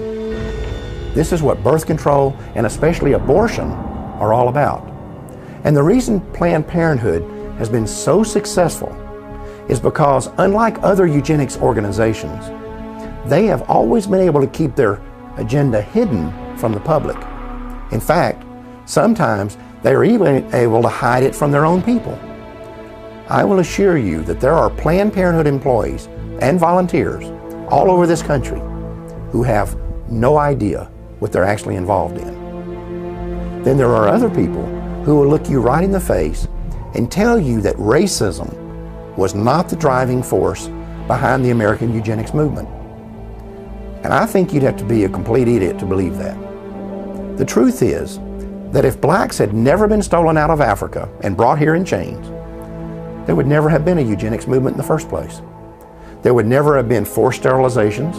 There would never have been a birth control revolution. There would never have been a call for the legalization of abortion, and you would have never heard the terms population control and family planning. The fact is that had slavery never existed, Planned Parenthood would not exist today. We need to remember that over 60 years ago, a man who could today be called the father of modern-day eugenics proposed that population control clinics be concentrated in minority neighborhoods. And now today, the vast majority of Planned Parenthood clinics are located in our neighborhoods. Are we really so naive to believe that this is all a coincidence? We all know that drugs, alcohol, and tobacco are devastating, especially in the black community. We know that the big corporations target us with the ads and the marketing campaigns. And yet, we don't notice that Planned Parenthood is doing the very same thing? We need to pay attention to the fact that in the 1960s, when we as African Americans began to demand our civil rights, for the first time in American history, there began a widespread cry in our government for legalized abortion. Was that coincidence too?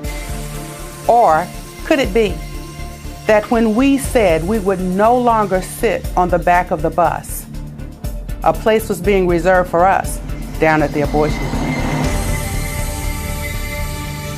For most people, it may be hard to conceive that the ethnic cleansing going on today through legal abortion began with the fear of freed slaves. But as you have seen, that is exactly what happened. When colonization failed, Charles Darwin and Francis Galton were there to tell the world that people of African descent were just one small step above the ape. And white elitists embraced that philosophy, not because they had studied it and found it to be true, but because it gave them the permission they needed to wipe us out. And that launched a chain of events that quickly took on a life of its own. Every time one eugenics strategy failed, another was invented to take its place. It was a pattern that would be continued from one generation to the next until they finally discovered the strategy that worked. You know, when you study the Nazi Holocaust, you can see these films of Jews running into ditches to be shot in the head. You can even see films of them actually walking into the gas chambers. And it's tempting to ask yourself why they didn't fight back. I mean, if you're going to be killed anyway, what do you have to lose? Perhaps the answer is that they simply could not believe it was really happening. Maybe the normal human mind is just not wired to accept that your fellow man is capable of such senseless brutality on such a scale, even when you see it happening with your own eyes. As African Americans, we need to recognize that we are doing the same thing.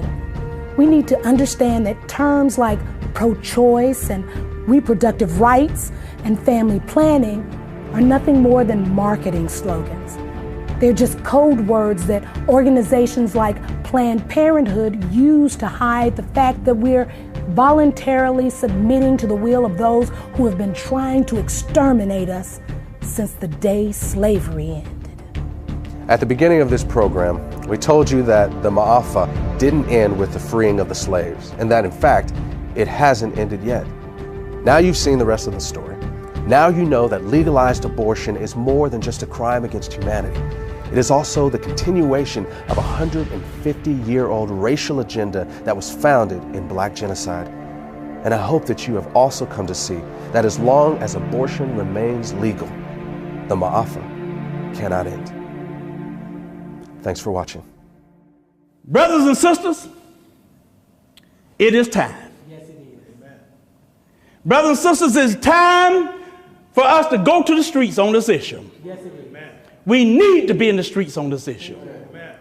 If we look the other way, while our smallest brothers and sisters are being lynched in the room, we lose the right to be outraged that we were once lynched by the Klan. When white supremacist Tom Messer tells his followers to invest their money in ghetto abortion clinics, he's not talking about reproductive rights. He's talking about reproductive racism. Yes, he is. When two guys write a book talking about Steve Levette, John Donahue, when two guys, Steve Levette and John Donahue, write a book in which they claim that the high rate of abortion keeps the rate of crime down, be assured, they know that a vast majority of American abortion clinics are in black neighborhoods. Oh, yes, they do. Oh, yes, they do. Come on. They know they're in the minority neighborhoods. What we need to understand is when we let Planned Parenthood into our schools, when Planned Parenthood put their death camps, when we let them put their death camps in black communities, in our communities, That's right. and when we sit back and let an elected government official take money out of our paycheck to pay Planned Parenthood, we have been played like fools. Oh, yes, we have. Jesus. The fact is, if we tolerate something as evil as abortion, we cannot be surprised if it turns around and is used against us. We can't be surprised if it's turned around and used against us. We can't be angry if it's turned around and used against us. Notice for sure, as long as abortion is legal, in America, we will never be able to stop it being used to commit black genocide. That's right. Amen. We'll never be able to use it as a weapon for what I call the Maafa. Well, the fact is, if we tolerate something as evil as abortion, we cannot be surprised and angry when it's turned against us. Said that one, didn't I? You know it's easy, it was easy to spot the enemy when he was a redneck, toothless redneck. Probably spent about 3 years trying to get past the 4th grade. But today, our enemy don't wear white hoods. No, they don't. Come on, man. Today, our enemies wear a white lab coat. Yes, with a stethoscope around his neck. Yes. And what gets really aggravating sometimes, like a pimp, sometimes he's black. Come on. And this is not about political parties either, because there's a reason I'm an independent. Both the Republican Party and Democratic Party have been in bed with Jezebel and the eugenics business for more years than you and I have been alive. Come on, that's right. I will also tell you this, every time we vote for politicians who tell us they are pro-choice, it's like we're spitting on the graves of our ancestors. Our ancestors did not break the chains of slavery. No, they did. They didn't escape the plantations and the cotton field just so we could actually then take power and give it to political people who are there to wipe us out. Jesus. That's right. Amen.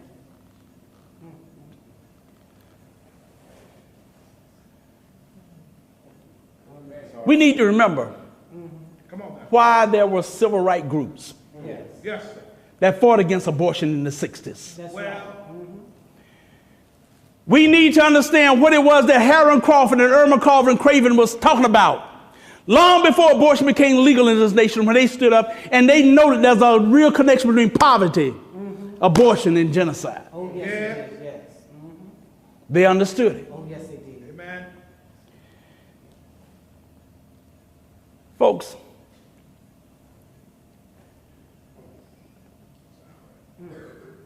you know, it's time we looked at what's been done to our children. Come on now, Pastor. I had the privilege of meeting Mamie Till in Chicago years ago. Yes. She complimented us on what we were doing. Yes. And my heart was really moved sitting next to her and having this lady look me in the eye and tell me that. Because you remember Emmett Till. And we have to remember what happened. Yes. When he was beaten and bludgeoned so bad that most of the time people say, whoa, there's got to be a closed casket. His mother decided, no. She demanded an open casket because she wanted the world to see what they had done to her baby. That's right. Amen. That's right.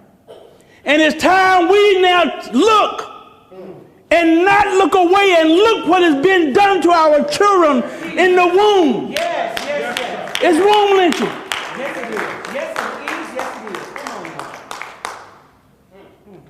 Now, the point is not that killing a black child is worse than killing a white child. It's not. Regardless of the victim's skin color, eye color, or hair color, Come on now.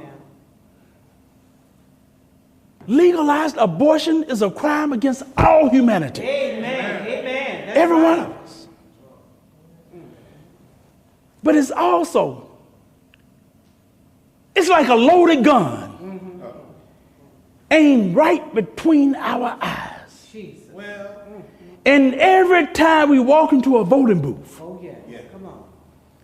and we help elected politician who says he pro-choice, by pulling that lever, every time we pull that lever for a pro-choice, we pull the trigger on that loaded gun. Come on, man.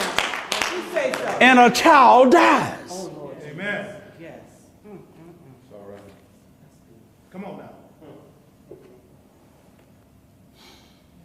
That's true regardless of what party they're in. That's right. Amen. That's true regardless of what office they're running for. That's right. Amen. You and I know there's a lot of pro-choice politicians. They will concede. They'll say, oh, well, yes, we know that abortion is the taking of a human life. They'll admit that. And then they turn around right around and say, but it should be legal. Yes. Well, And I have to wonder,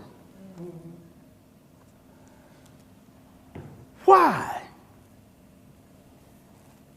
No, in fact, I don't even have to remember why. I just want to know how many. Come on, how many? Of these politicians who know that abortion is mass murder tolerate it because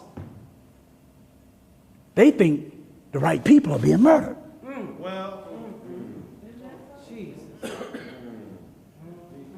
Now, I don't know the answer to that question. But I do know this.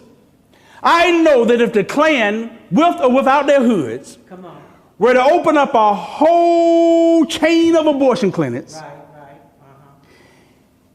and they were to concentrate them in the black communities, we would be smart enough to know what's going down. Yes, amen. Yes. Amen. Amen. But I'm telling y'all something, brothers and sisters. We should be smart enough to know what's going down now when Planned Parenthood and these other abortion businesses do the same thing. Do the exact same thing. That's right. The time has come for us to wake up. Yes. The time has come for us to realize that we, our people, are no longer being illegally lynched one or two at a time at the end of a dirt road. It's time for us to realize that our people are being womb lynched. Yes. It is time to realize they are being legally ripped to shreds by millions in air-conditioned rooms with sweet, soft elevator music playing in the background. It is time for us to realize that we are in a war. We're in a war that if we don't become involved and we try to look the other way, it's going to wipe us out. It's called black genocide.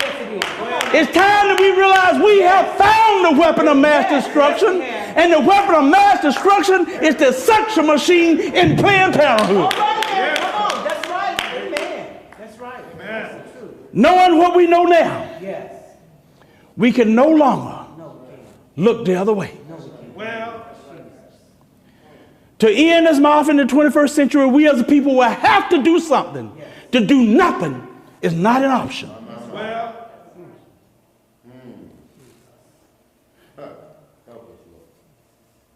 The only question left to answer is,